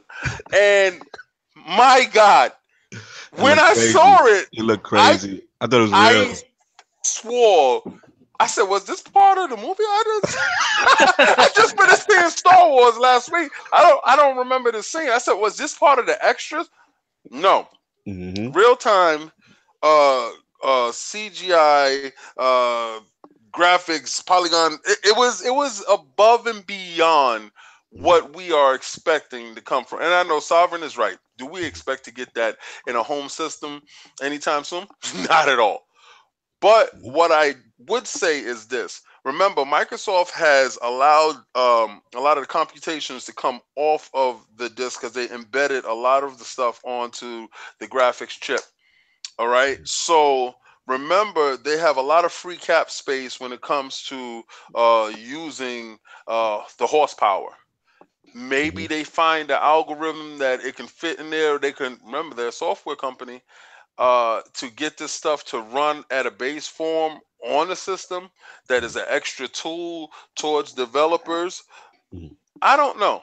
From my understanding, they said they can run it on. Obviously, there's some aspects that it can be implemented. Not like, I guess, the full way. Not From fully, right? Yeah, like there still be like part rasterization, part, ray tracing and stuff like that. And that makes sense. Like when it comes to like if when you're rendering buildings and stuff like that, right? If you're not doing something that's destructible in the moment, then maybe the building can be rendered that way and you're gonna see like, crazy shadows and crazy textures on the building because there's nothing going on with that building in that scene in that moment that requires it to have to be rasterized, So a lot of people that's what they're trying to do, like this mixed thing where there's some rasterization, some ray tracing.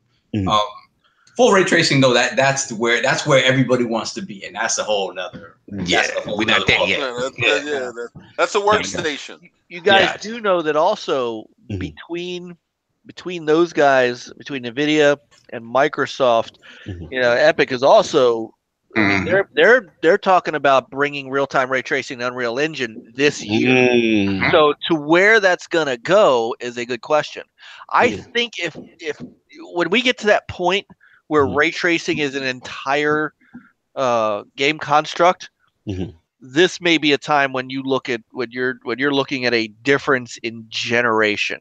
When we're not step stooling consoles anymore, because remember, if you're going to maintain backward compatibility, and an Xbox One X can't even run this, your next console can. There is no way you're going to be able to backward compat to bring that. Yeah. So you're going to be talking about what people are now looking for, which is a new gen.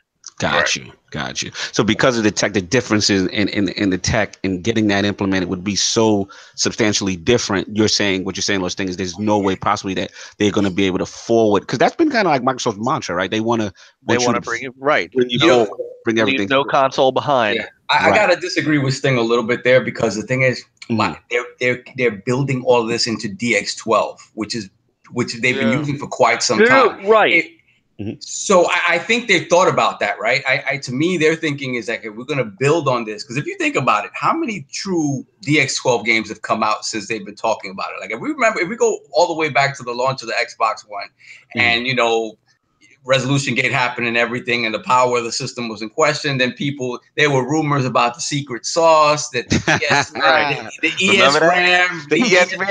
remember that? Yeah, the ESRAM, yep. And then when DX12 was going to get updated, they was going to blow the place out of the water, and that didn't come to pass. So the truth about it is that DX12 implementation across the board has been pretty slow. So I think if they're basing it on this, and this is going to be the basement level of this stuff, I think they've thought about that. I don't know how they're going to implement it, because Stinger's right. Like, this is a generational leap. It should be a night and day type thing. So how do you figure that in? But I think they've thought about that. So and I'm sure they have. The issue is you can only do so much with the hardware you have at the time. So how do they get that? If this is targeting newer hardware, which obviously it is, and companies do that, they target higher hardware, but this is something that if it can't run on an X, for example, in the way that it can run on the Xbox Y or whatever they decide to call it, how do they rectify that? And question. I just don't know, and if we start talking about the cloud, that's all well and good for multiplayer games.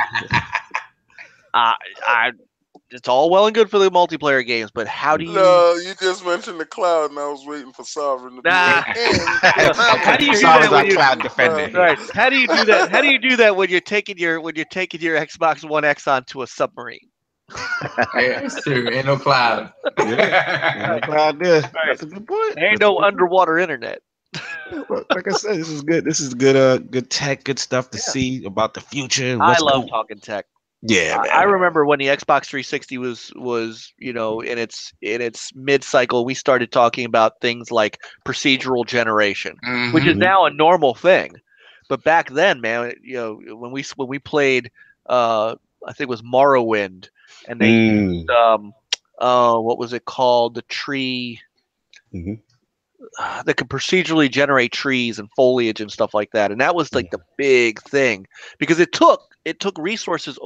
It took those intensive resources that would normally have to calculate and draw those trees, and it loosened it up a lot, gave power back to developers to do other things. So now you hear a lot about procedurally generated content. That's a good point. This is something that that techies love to get into. This is just in a little bit of a different realm, for lack of a better word.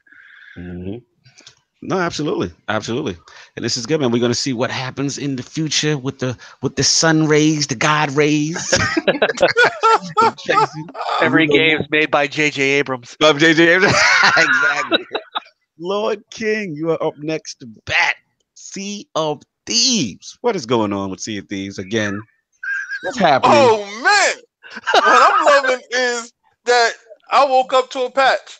I woke up to an 18 gig patch just when I heard all the crap, the content and the content and the content. Listen. I'm having fun with my friends. Okay, so what I'm noticing is this new wave, this new stuff. Destiny 2 did it wrong as far as fixing things after the noise became too loud. You understand?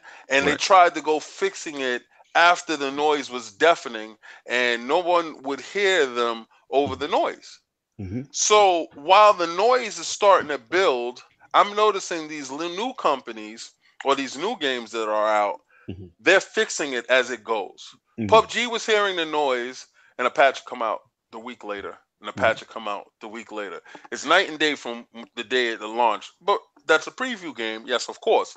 But, and some people will say Sea of Thieves is a preview game. I would beg to differ. But I will also say this. It's an evolving game. Is it going to be the same exact game that it launched? I don't think so. I don't think with any MMO in that type of frame would be the same exact game because it didn't learn anything if it was. So it's going to change, right? And these implications are changing week to week. Little patches here, little patches there. And I'm saying, all these companies now, is Microsoft now and other companies, are they listening to you and getting these out in a timely fashion for us? And is this satiating the crowd to quiet the noise? It's a good one. I mean, it's definitely, something right now that's being talked about in the community. Is that acceptable? And at the same time, we do know that these games as a service games tend to be something that are evolving, right? There's something that has a foundation that when it first starts may be completely different, 6 months to a year down the road. The question just comes down to, is this acceptable for you? And then for some people, hey, it's no problem. They're having fun. They're enjoying. Other people, they're like, nope, this is not enough content. And I really don't think it's a wrong answer to it. It's just, what do you like? I remember the original Destiny and the things, how it was back then, and some of the systems that was in place.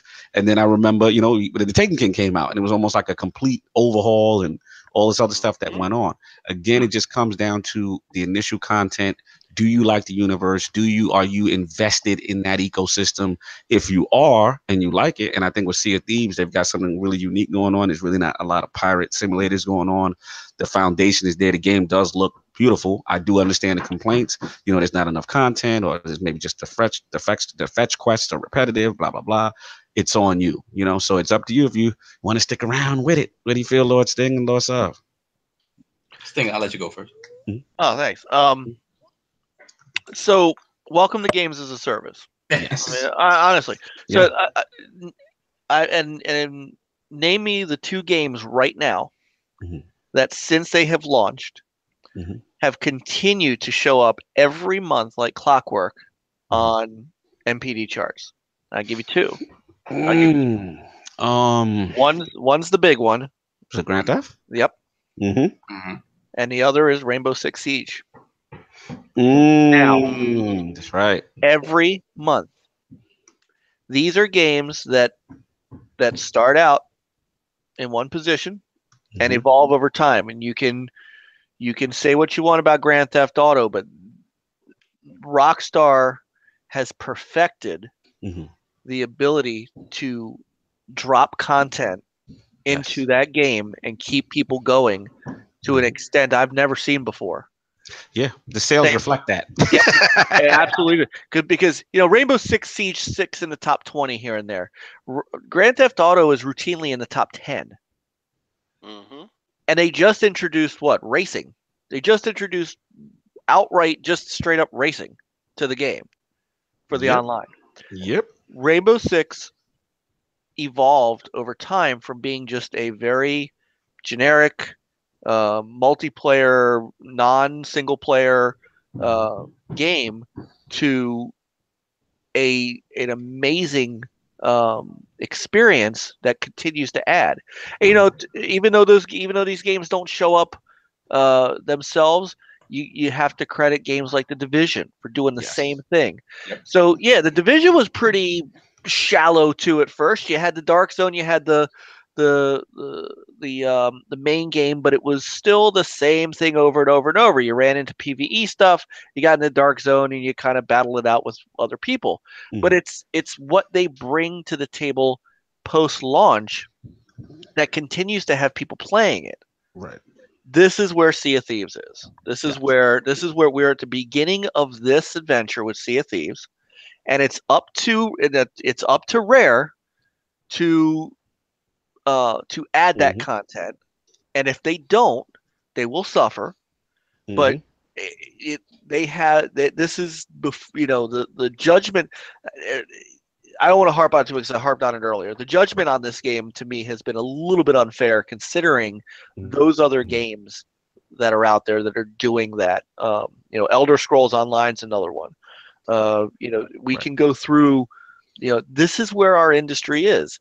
This is where folks think they can make the best money, and Rockstar has kind of set the stage for it. Ubisoft. Look what they did with Far Cry 5. I looked at that game. I was watching Nathan stream that on our Twitch channel, and all I could think of is, damn, this looks like a reskin Ghost Recon Wildlands. And I don't say that as a knock on the game. Ubisoft understands what they need to do with that game to keep it going. Yeah, man. And so, B Money saying kind of where I'm getting at. Ubisoft right now is and Rockstar. Those are the two. They're right now the best two games as a service companies, because they understand what the people want and they're giving it to them. And it's up to Rare to follow suit. Absolutely. Lord Sav, what's your feeling on it? I think to double down on what Stinger said about specifically Ubisoft and what Money's saying is true. And I think I talked about this a little bit last week when we talked about the Tencent stuff. I think Ubisoft is poised to sort of take at least the people's champion crown away from EA and Activision because of the way they handle these games. They still handle them like they're small games, even though they're these massive games that they continue to want you to come back to. But the way they give you single player DLC. They still give you a season pass, right? But then they give you modes that are more in line with what you would think of as games as a service, right? And then on top of that, they've been able to balance giving you stuff that's cosmetic with stuff that changes the game. Like when you look at Rainbow Six Siege, you get new operators, and the new operators function differently, right? But it's not a stat-based thing, right? They give you like different abilities and ways to go about things. And I think that's where Sea of Thieves, to me, has to progress, right? Obviously, when you're trying to make a game that doesn't exclude anybody, like, right? If I could stop playing Sea of Thieves right now, and the way it stands right now, if I come back in a year and go into that game, I'm not necessarily going to be behind anyone, right? I'm not, in terms of like progression and stuff like that, I can jump right in. All cosmetic. Right. Exactly. So to me, what they need to do is figure out within game how you create that loop for people to keep coming back, right? Obviously, they already have the hoarding stuff about it, right? The thieving part about it. That's what people like. They have that. Even is down. Thieving and grieving. Yeah, exactly. They have that part down. Obviously, you have to fix certain stuff for like respawning and whatnot to not make it so cheap where, you're continuously trying to kill the same dude. He keeps respawning on his ship, stuff like that. But I think that's where they're going to survive. And I think at first I kind of saw the no progression thing as a detriment, right? Because you look at Destiny, you look at the look Division at, is a big one. Exactly.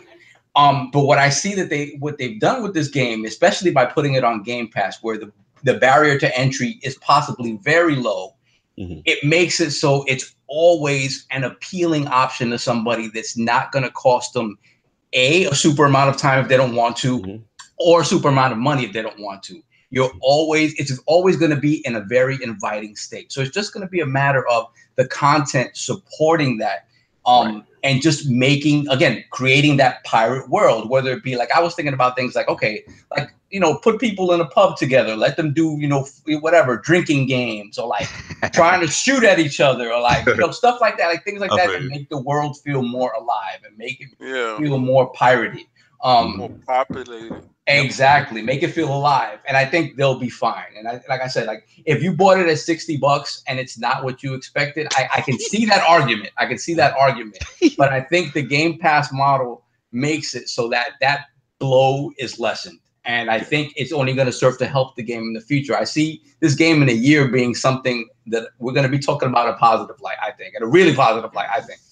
Yeah, like I said, it's one of the most polarizing games, but it's definitely, I see both sides, and I understand, I understand the group that's enjoying it, you know what I mean, and having fun with all the stuff that's currently in the game, and I see the group that says, hey, right now it's not enough for me, and maybe as it continues to evolve, they get all right into it and they get invested. You know what I'm saying? So yeah, we'll see what happens. But that's a good topic, King. I know I'm keeping you on Easter. You got to cut soon. I know you may have to cut.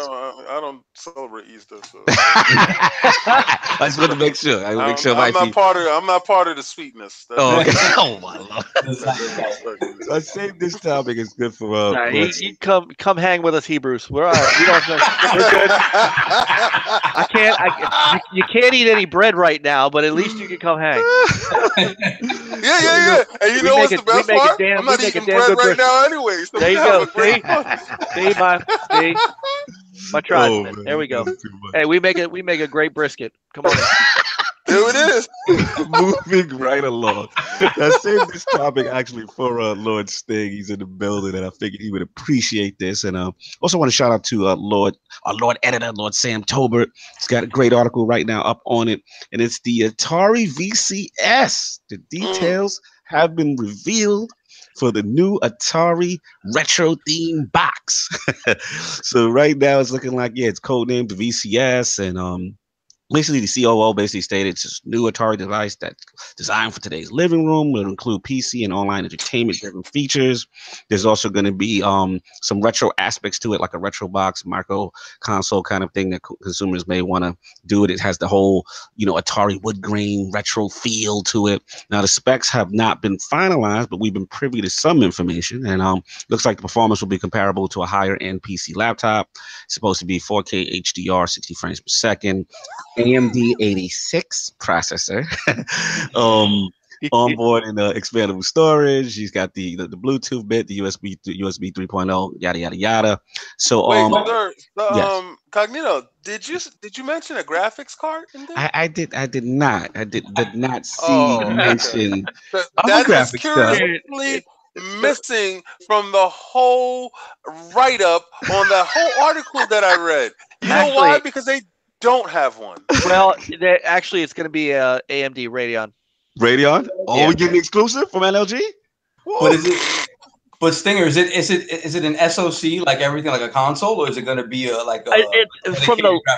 the look of it, it's going to have to be. I mean, this thing is tiny. Right. I don't know how it can. Supposedly that's all that was bled out. And that's actually not an NLG exclusive. That came from CNET. But they don't. But that's all. The only other thing that we know, which may drive a lot of the headroom down, is it's going to run Linux. Yes.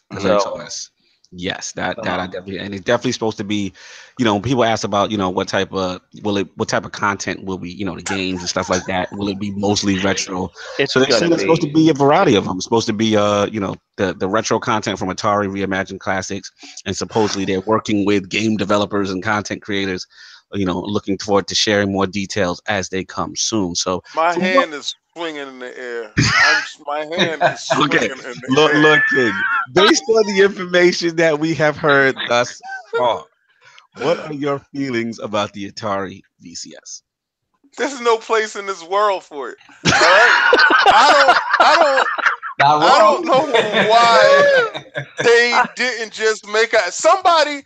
Y'all are a series of terrible decisions. Like somebody over there is in control, and he needs to be put away. Straight jacket around him. Get him out of the room. I really, from the debacle from E.T. It all started with E.T. This is where it went downhill from E.T. Like when we found out about y'all burying cartridges, that let you know it was no returning. You've been trying to get your foot back in the door. Nobody wants you in the living room. It's over. All right. So this is good old Atari. Kid. No, it's good old Atari. It's gone. You've been replaced. They tried with that link. King. They tried with it. Yeah, go ahead. Go ahead. Where did you learn to fly? No, you didn't. See, this is what I'm talking. You are part of understanding a series of terrible choices. Now, Stinger said he heard that there's a GPU inside the box. I heard there's not. So, I'm telling you this. Scrap all of this crap. Scrap it. Scrap this vaporware. Put this away. Sell controllers for your app. Make an app to play retro Atari games. This is where your money is at, right? Make an app for retro Atari games, put it on everybody's system, and sell controllers. Sell controllers that work with your games, and you can come out with some little marketing technique about it. Works best with an old school Atari controller. I don't care how you spin it. Do not put this crap out here. Nobody's buying it. You don't see it as a place because they said that they see it as a place that parents want their kids to play Netflix and watch Netflix and stuff like that. So this is going to be where literally the PC for your TV, where the screen is your main interface. Shady Acres is a place where old gamers go to die. All right, I'm telling you this right now. This is your death package. That's your death package. They give you that when you're on your way out. Do not take that severance package. Stay far away from the Atari VCS. It's over. You're not capturing the magic. Somebody in here is yes, the guy handing it to you has a black robe and a sickle. It's the death package. Stay away. It's not viable. It's not and they say they like to tell you stuff like 4K 60 frames per second. They heard somebody else say it. Don't listen to them. Well, of course Missile Command can run at that. I mean, you have no respect. You gonna put respect on Atari name, kid. You can't be doing this. Okay, you know what? I'm gonna break it down this way. Stinger, are you buying it? The Lemony Snicket console? No. All right, look. Hold on. Go. The nostalgia hit me for about 5 minutes, and I mean. Then common sense walked in the door. Tell common sense I said hello. Right, and you have to part with $200. Are you buying it? Not a chance. All right. See, that's sovereign. Are you buying it? Not at $200. I don't give me a price that you'll purchase it at. What if they announce like you getting every 20? I don't care. Would you buy it? You gave yourself the stipulations. Would you buy it? It depends on that price. If they talking over 250, Nah, I can't. What's a price that you will purchase? $49.99. Yeah, like it gotta be. But see, the problem is they've already locked themselves into this PC ecosystem kind of a deal. So it's like $49.99, right? And You someone- purchase at $49, right? And someone has to remaster ET. Okay, HDR, ET. When you are 7 years old, that game is great. When you are, You literally fell in the hole and you couldn't get out. Stop that! I have horrid nightmares about that game. I purchased that game. All right. I'm sorry. Hey, you don't want that 64-bit 4K. You said Wait a minute. Hold on. We did the math back then. Back then, it equals We 64. did the math, and except for Tempest 2000, Yes. that now that was 16-bit system. That was not. It was- No. That was It was better. chips stacked on top of each other. Break it down, Snake. Break it down. No, there were like 2.5 good games for the Jaguar. Oh no. There were, We have horror stories about that system. yeah, there was Tempest Shout out to 2000, Solo. Was it Yeah. Alien vs Predator, right? Didn't they have- Alien vs Mhm. Predator, which was unbelievable, Mhm. and Defender Did you see what 2000. Did you see what Aliens versus Predator looks like right now, Stinger?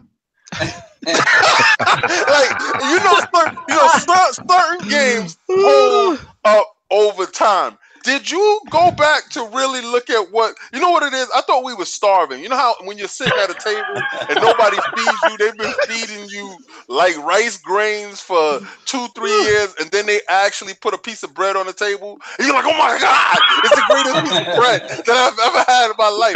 Go back and look at that Aliens versus Predator and understand exactly why they gave you a giant taller bowl as a CD player for that system. It did look like a bidet. That was a $250 screensaver. Is what that was. Thank you. I'm listen. I'm in the camp of knowing crap when I see it. All right, and I'm in that camp. All right, I know. Listen, I will buy anything. I have a Wonder Swan. I have a Wonder Swan regular.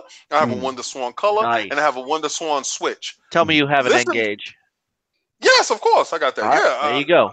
I couldn't sell it. It still is. Why you have it? I tried to sell it, just nobody brought it. Listen to me, man. Is somebody over in this Sony camp? I don't know if it's Mark Tremol. I don't know who's all. I mean, in this Atari camp, don't look like Sony. Like, I want it to be something Sony. I want them to say they purchased these dudes. Somebody is controlling the purse strings over there, and I heard it was supposed to be crowdfunded or something. Something's going on. Get into, that's where they lost me. Just go into the whole gist of this crap so we can really get past it. And I don't want to talk bad about Atari because it's like talking bad about your grandpa. Right? I love Grandpa. Grandpa is a beautiful thing for us. But when Grandpa gets crazy and senile and he's running around naked in the street, we gotta lock him up. Right now, he's running naked in the street, and this is not a good look for us. I'm telling you, he's embarrassing us. He's embarrassing. Oh my Lord. Let's let you finish this thing off, man. Before we wrap up.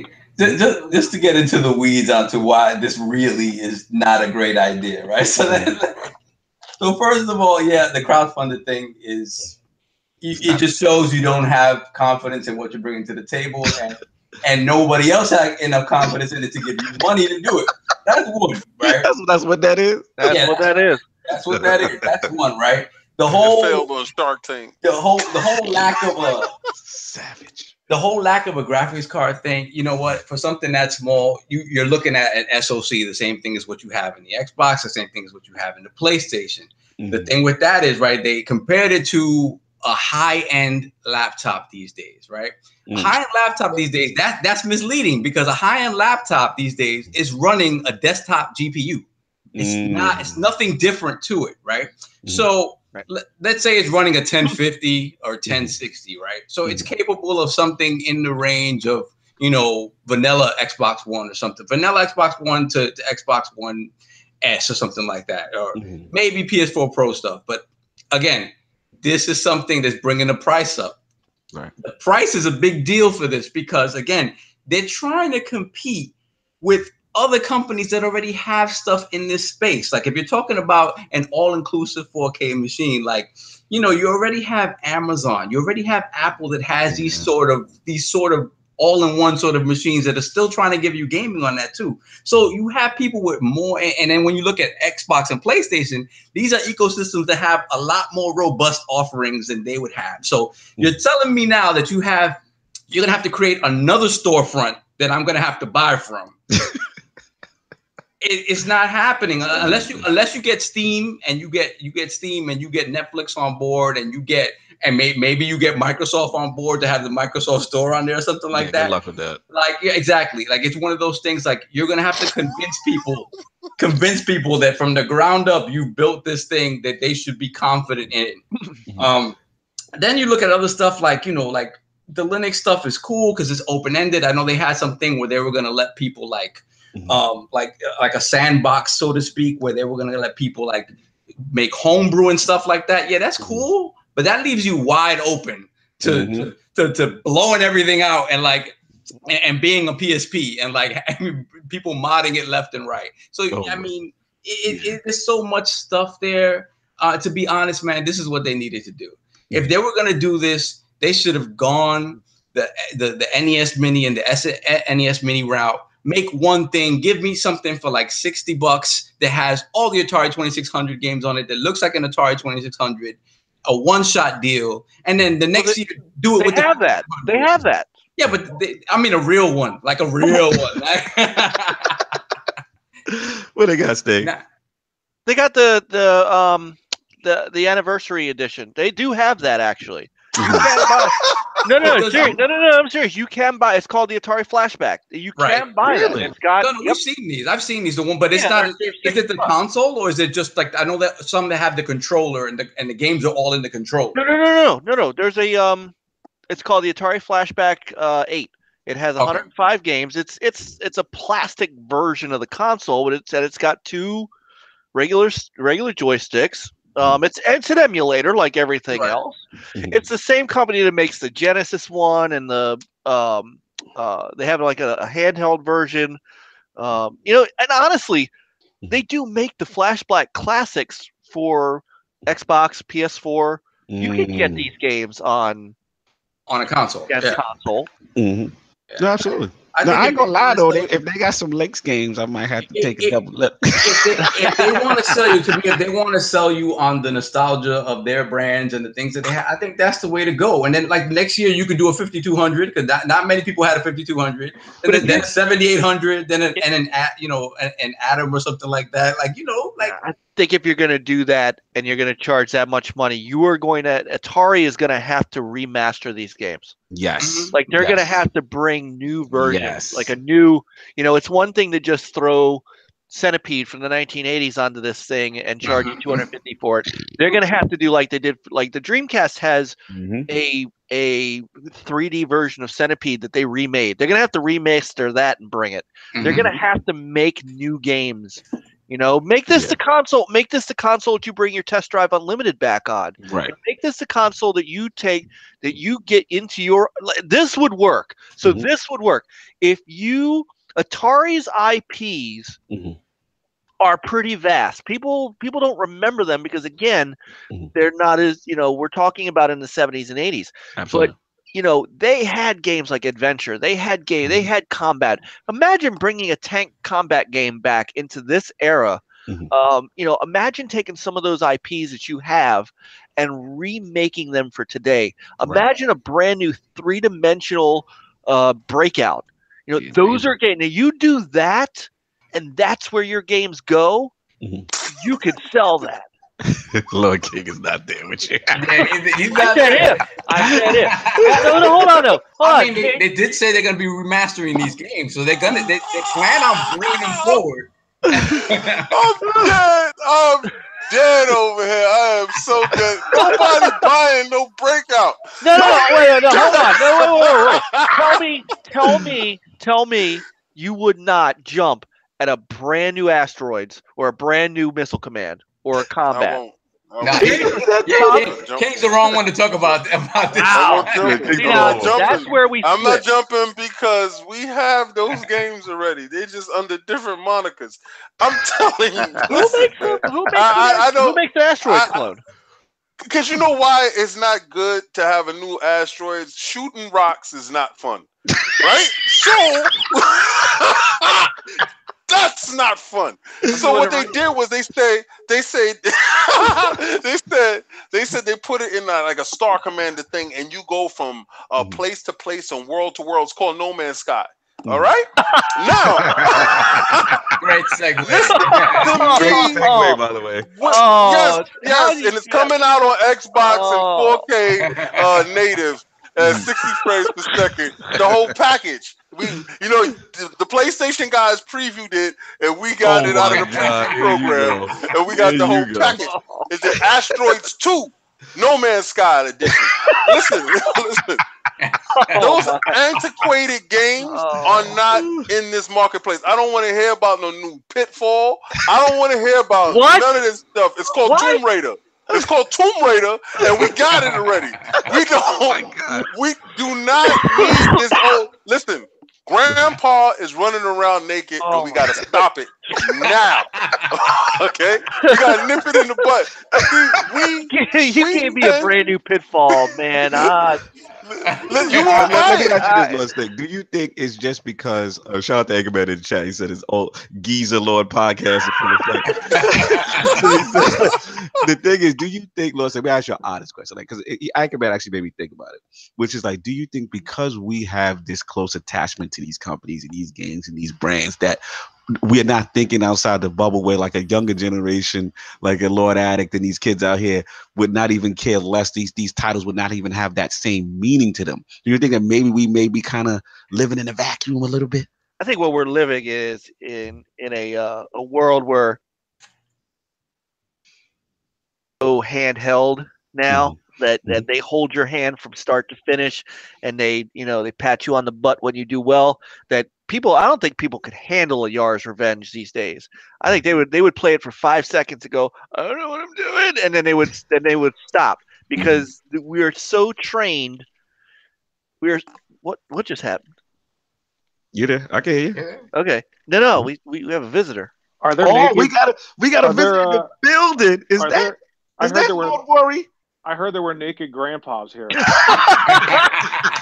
Lord Worry's in the building. I can't even get him. I can't even get him on my show, and here he comes running to the Iron Lord. Debuting into the realm of the Lord. Lord Worry, what are you doing, sir? That's why I did this, because I knew it would make Mike have a heart attack if I joined this one. Damn you. So we're talking about Atari, Lord Worry. Did you hear about the VCS? Tell him why. Tell me why. Tell me. Come on, let's let it go. What are your thoughts on this? You have OG fame. I liked Atari a long time ago. I have certain nostalgia for them, but it's 2018. I don't know what they would do to get me to buy a. How much is that now? $300 or? Well, right now they're still trying to determine the price. Yeah, they're still trying to determine the price, but they're trying to go with this whole PC with a Linux OS and also a retro. Yeah, also a retro console feel. So, with that eventually about the old games that came out. So what are they gonna?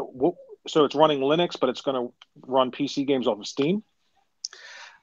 No. Yeah, we have no idea. They haven't said anything. They haven't said anything about that, but you would assume that they'd get Steam on there. But yeah, no, I wouldn't assume that. Who knows? They should get Steam on there. You, if this thing was made by Apple, Worried be all over it. Oh yeah. He's the Apple guy. Absolutely, you're right. I have no desire. I really don't have any desire to buy the Atari box at all. No. Thank you. That is four people that ain't buying it. This is what I'm talking about. They don't have a market. Do you think they have a market? What would the market be? Yeah, that's the question. Yeah, that's the question. There is no market. Wouldn't it be better if they were an app? Yeah, it makes perfect sense. Well, there is an Atari app where you could play all the old games if you download the app on, Android, Apple, iOS, whatever you have it on. They have that. Really? Yeah, they have. There's an app. There's a mobile app now where you can play. You can play Asteroid, Centipede, Missile Command. You can play all those old games. I'm on their website playing them right now. Yeah, Atari.com. So what would be the point of buying a box to play them then? Thank you. That's a good point. My point was remaking. If they were wanting to be successful, if they wanted a formula to be successful with Sell me on that. They would have to dip into their catalog and remake some of these games. We talk about we don't want old games, and yet we talk about we don't want old games, yet we're buying the latest Tomb Raider anyway. How old is Tomb Raider? But it's not Tomb Raider from PS1. It's a brand new Tomb Raider. Mm-hmm. Right. It's not Atari old though. How would you make a brand new Centipede? Well, so in the Dreamcast day, they did it by turning it into a 3D game. Okay. Mm-hmm. I don't know. It doesn't sound like it would work to me to play a Centipede or a Missile Command or. Mm-hmm. Well, let me ask you this, Lord Worry. What about from a standpoint of just if they came from the standpoint of just attacking? Well, hold on. Before you ask me that, I'll tell you what will work, Stinger.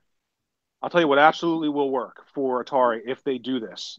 If you can buy an Atari box and it comes with a naked grandfather, it's a day one buy.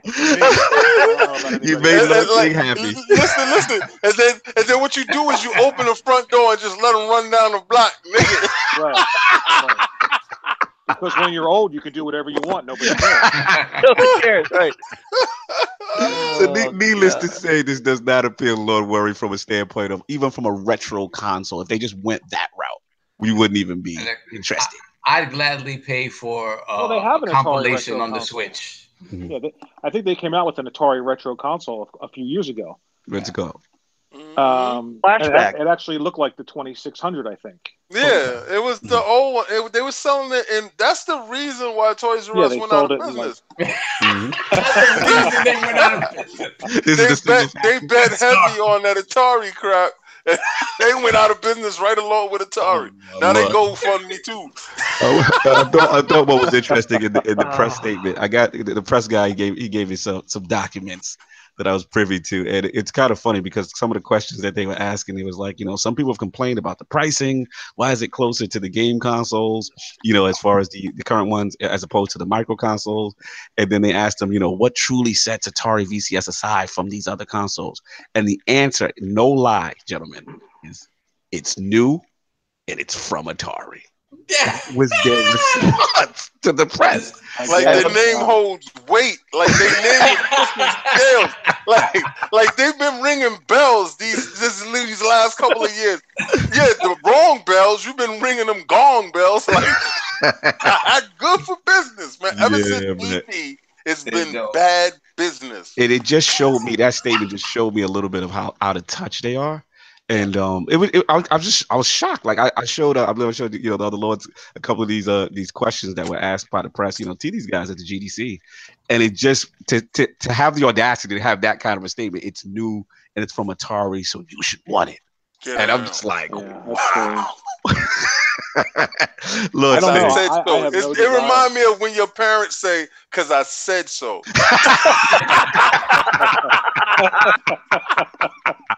Lord Stig, what do you feel about Atari's new attitude coming out? Stig, you there? Who you asking? I'm asking Stig. Stinger. Yeah, he's still there? Oh, we lost him for a little bit. He got trapped in Atari world. He got stuck in his. I think he's muted. I think he muted himself. I was told that I was muted. There you go. Yeah. Apparently, though, you guys didn't like me talking about Atari because it said you have been muted. What did you feel about that statement? Guys, we're old and we suck now, so please, buy our stuff. Of course they're gonna do that. Everybody does that. Look, they're going to play on their nostalgia. I get it. My point wasn't that I'm gonna buy this thing because I'm expecting them to do this. Mm-hmm. I was asking the simple question of, would you want that would. I was saying that Atari's strategy to work. For Atari strategy to work, they've got to dip into that catalog and remake these games for a modern time. I'm not saying that they could just put Missile Command and Lunar Lander on this thing and go to town. I'm saying that they would have to do what they did. Like I said, I use Centipede as the example. When the Dreamcast came out, they brought Centipede out. They didn't just throw Centipede on the screen. They made it a 3D adventure game that was a little more open world. It was, you did things. You didn't just shoot at stuff coming at you. Right. That's the kind of thing that they would have to figure out how to do for a modern console if they were going to try to make that work in this market. Otherwise, I'm with Lord King. We don't have there's no place in the. I have a question. Because I'm not really up on what they're doing. Is Atari trying to be relevant in the modern console space, or are they just trying to make a nostalgic console that you can also maybe play some PC games on? Actually, what are the specs of this thing? Yeah, I think it's a combo. It's a combo because it's not just a retro console. They're actually trying. They're saying when people are asking them questions about the games, they say no, it's a completely new Atari device designed for today's living room that will include PC and online entertainment-driven features that distinguish it from other products. Are there any specs on the system? Yes. Well, what we have right now is performance will be comparable to a higher end PC laptop, 4K HDR, 60 frames per second, AMD x86 processor, onboard and expandable storage. And then, there's still no talk of a video card per se in the initial document, but according to Lord Sting, he's what you said. You said it would definitely be, was it NVIDIA? I forgot what you said. NVIDIA Radeon or AMD Radeon. Radeon, right. So that's what we're hearing right now. So there are some specs. They're saying they're still going to finalize it as it comes, as we get closer to April, and that's when they're supposed to have a public pre-order date. Whenever we've had 4 consoles in a generation, one has gone bye-bye. So I don't know how that's going to work. How's Microsoft going to survive this? You said how Microsoft is going to survive this? What the hell did you just say? Did the dementia just spread into your headset? Did you just gain dementia by proxy? I knew what the I hell would is get that reaction going on from you, here? so I had to do it. Like I literally was looking at a 4K image, and I can't. Yep. The dementia is spreading. It is spreading. You got to stop this. This is ridiculous. This is ridiculous. Move on, I don't even know why we entertaining this topic. Let's shout out the Lord Viper Strike. He said they're trying to replace the Ouya. Right. That's because it's Atari, and you'll put that respect in that name. That's right. That's what they said. Put that respect on it. They haven't put respect on their name since ET. We don't leave that alone. Look, gentlemen, I don't know if there are enough people left. But, how Nintendo comes out with their retro consoles, and older people in gaming now still remember the old Nintendo games, and they do well. I don't know if there are enough older people who are going to see Atari and back it. I don't know. That demographic may be gone already, huh, Lord Worry? Yeah, we're ready to die now. They might see that package and start running naked because that's the guest package. And on that note, naked grandpa and all games are off. All bets are off. We're gonna move on, gents. We're gonna skip the No Man's Sky time. Obviously, we know what's going on. Obviously, No Man's Sky and a couple of PS. Well, how many of you guys are buying it? I am. I'm excited for it. I'm getting it. I'm actually gonna get the finished product. I'm getting it only because of beta that testing next. for you, right? The beta testing. I'm gonna get it for that next DLC because it's having that free update. There's supposed to be a lot of game changes that's happened since then. There's about 2 or 3 updates. And it has single player. Yeah, I know, right? And well, I wonder if you'll be actually able to meet other adventurers in the game. Well, you would be on Xbox servers. Oh, continue, Low Worry. Trolling. Yeah, Low Worry. What you saying? I don't think that you'll be able to meet people only because of the fact that I played it when it came out on the PlayStation, and it's just it's so vast that it's hard to meet people, which is kind of a benefit and a weakness to the game. Gotcha. Because you do want to be social with it, but I don't know. I'm not really a big on social gaming anyway, so the single player add-on to me was something I'd be into. It's more of what I want out of Sea of Thieves, where I can just go out and explore on my own and discover things. So I'm a little bit more excited for that on the Xbox. I agree. I'm actually interested. Lord Sting, what you feeling on it? You interested? I'm not sure. I mean, I didn't bite on it on the PlayStation. I wasn't. It seemed like a walking flying simulator, and I wasn't keen on it then. I'm not sure I'm keen on it now. Okay. I think, if you really wanted to make this work for me, I'd after a couple months, I might put it in Game Pass. You put it in Game Pass, I'd give it a look. It'll be there. It'll be there. That's a good point. That's actually a good point. Lord Soft, what do you feel? Are you interested? Yeah, like I didn't bite on the PlayStation, and it's one of those games that I don't have time to play structured games that much. So a game where I have to make my own fun. It's hard for me to get into, but I may have it by proxy anyway, because I think Kaibatsu is getting it. Yeah, Kaibatsu's probably gonna get it. Yeah. So. Lord King, are you happy that the beta testing period's over? Yeah, listen, I don't game share, so I don't get the benefit of all the free stuff. But what I do is I sit back and I watch and I listen to all the stuff that people talk about. And the game did have me excited for the PlayStation. And then once the game came out and the embargo lifted and they said they didn't find a single soul playing the game, I said, well, maybe there's no one that purchased the game. Then I was like, no, a lot of people purchased it because I've seen a lot of complaints, right? So after a period of time, I always kept my eye on the game because I was interested in the game. And then I've seen it turn, it morphed into what the developers were trying to initially get to us. And I think with the next update, they're getting closer to that reality of that grandioso thing that they was talking about. I truly believe that on different servers that actually work and that's never down. Lord, here we go. And this is not going at Sony. We all know that they're using PlayStation 2 servers. Okay, we're gonna get past that part. But what I'm saying is, now you're a proponent of Azure. Yeah, with the power of the cloud. Maybe we might see 2 or 3 space travelers in the galaxy, and that way it'll be worth it. I'm not gonna play a single player mode. They did add a new planet to the game for the Xbox that you can visit. The planet's called DX12. DX12. Yeah. You can mine for ray tracing. Yes. I'm done with you two. I cannot have you two. Awesome. I'm with you guys. I mean, I'm definitely interested. I mean, the next thing, the DLC called Next, it actually has some stuff in there. Foundation update, Pathfinder update.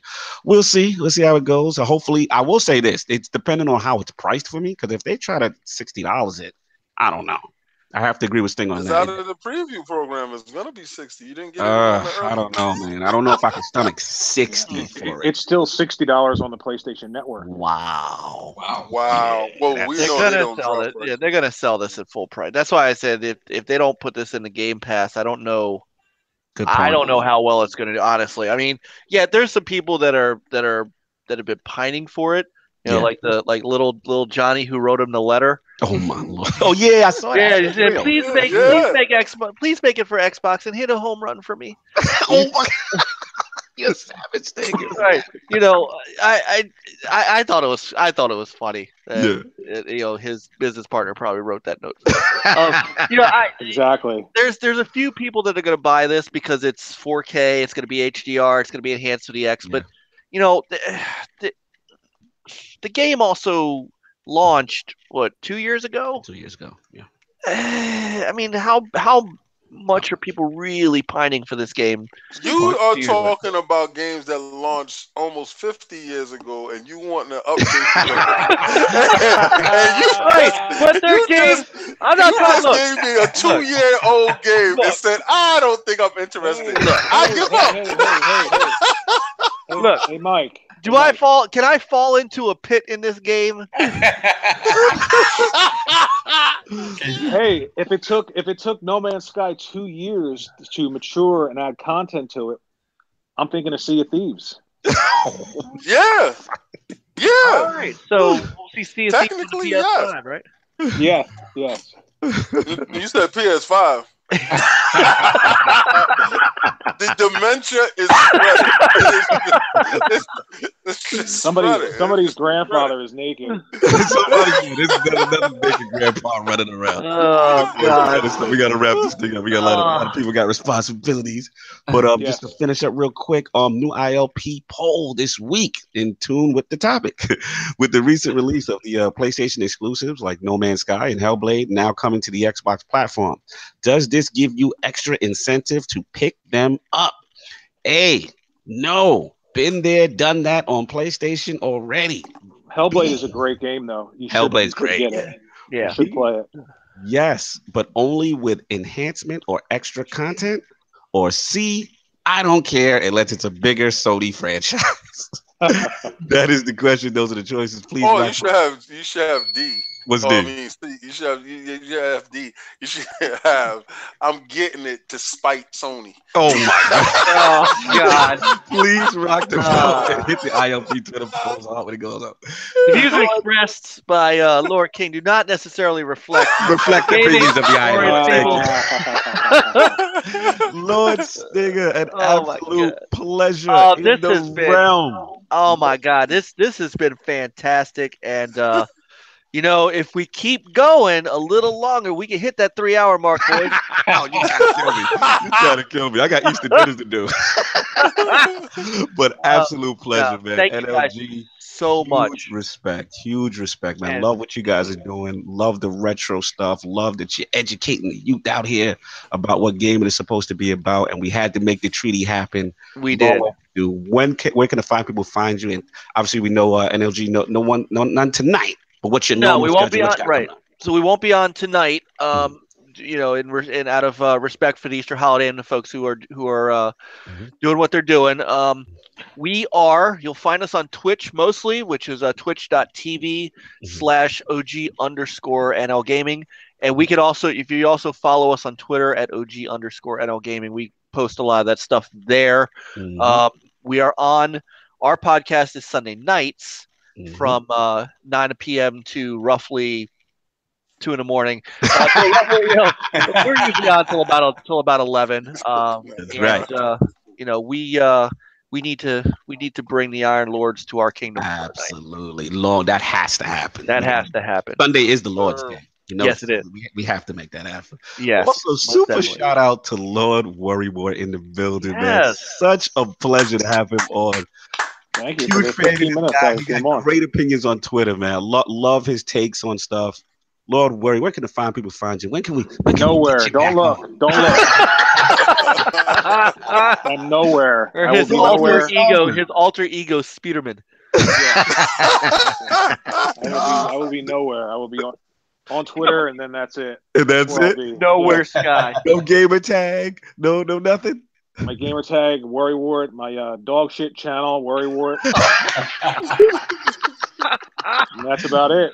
Which we love, man. Please follow this guy on Twitter, man. Great perspectives on gaming. This guy's been around. He knows what's going on out here. And I'm old. I can't wait for that Centipede remake.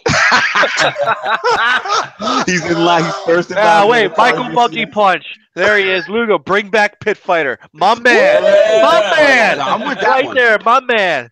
That was the first. That was like first digitized kind of graphic. Oh my God, that was so good. Oh God, it was so horrid.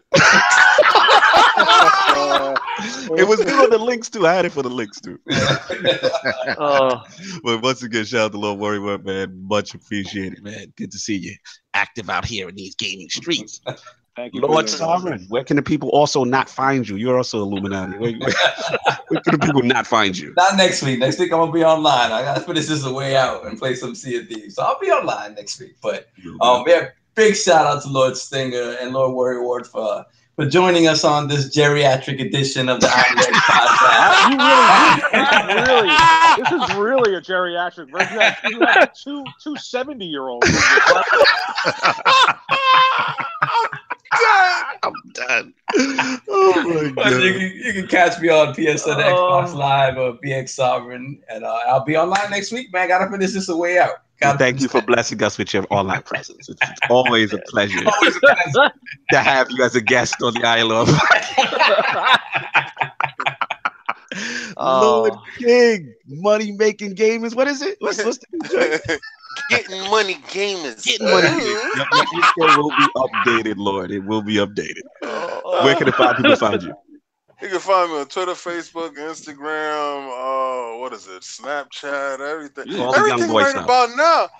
It's gonna get crazy because it's gonna be on Portal and all this other stuff. This week we're at PAX, guys, and what I would like for you to do is if you're interested in any game and you would like me to capture any footage on any specific game, hit me in a DM on Twitter. I will definitely take the time out to get at least 2 to 3 minutes on your game. Absolutely. Give you an overview on the game. Sundays is gonna be our run-through game. Run-through days, we are fully booked from the day we get there. We're gonna hit the ground running. Day's work. Yes. I'm so proud of you guys. So I'm raising my hand in case you can't see me. I'm raising my hand here. I want the messenger. I want King and Addict to specifically focus on Switch games. No. Do me a favor, give me a couple minutes on that Atari VCS. Yeah, the VCS. Listen, if it's at the show and you inbox me, I will make a permanent note in my brain, and I will write it down. I will go to your game, and I will definitely talk about it. There's a request in the chat. Lord Viper Strike says, King, go find and check out Lightfall. So that's the request. All right. Hit me on Twitter like I just told you, and then I will take note because I'm not taking note right now. See, I told you that. Follow directions. Damn. Cold to my boy, Lord Viper Strike. Listen, Viper knows he follows me. I follow him back more than likely. That's 100%. Hit me in the DM. I got you. All right, no doubt. That's definitely it. Lords will be there. Also, I want to, before I forget, I want to salute to our good friend, Lord Eric Jacobus, for landing the role of Kratos, the God of War. We are very proud of him. He's a certified gamer. Check out ILP number 33. He was on the show. This guy is retro to the core. He knows his gaming. This is one of the best stunt guys. And he can beat you up. So he's one of the best martial artists. He will beat you up. He's super humble. He's done the entire Tekken move list. Go check out his channel. Eric Jacobus, salute, man, for landing that relationship with Santa Monica Studios and being the new Kratos for the generation. These kids are not ready. It's going to be good, man. So last but not least, like Lord King said, the Lords will be in Boston and PAX East. There's most likely not going to be an ILP next week because of traveling and schedule like that. But we got some surprises cooking, like Lord King said. So please stay tuned. It's going to be fun, y'all. And everybody. There's not going to be a podcast next week because this week you had 2 70-year-olds on it. Also, like, I'm gonna be tomorrow. I'm gonna be posting up the new T-shirts on Twitter. Hit me in the DM. Price and stuff will be inside there. I got you. It's going to be the PAX exclusive T-shirts, so it's definitely going to be something that you definitely want to watch. Do we got anything for the geriatrics too? We got anything? Oh yeah. We got you. Listen, we're gonna put respect everyone in the community. ILP branded depends. As you can see, my T-shirts. My T-shirts last, gentlemen. My T-shirts last 20 years plus. I'm good. We're going to put a T-shirt on Grandpa so he's not running completely naked. Free advertisement. And on that note, we are out of here. Enjoy your Sunday. Happy Easter. Thank you for everyone for tuning in. Have a good night, y'all. Man, play on, gamers. Peace.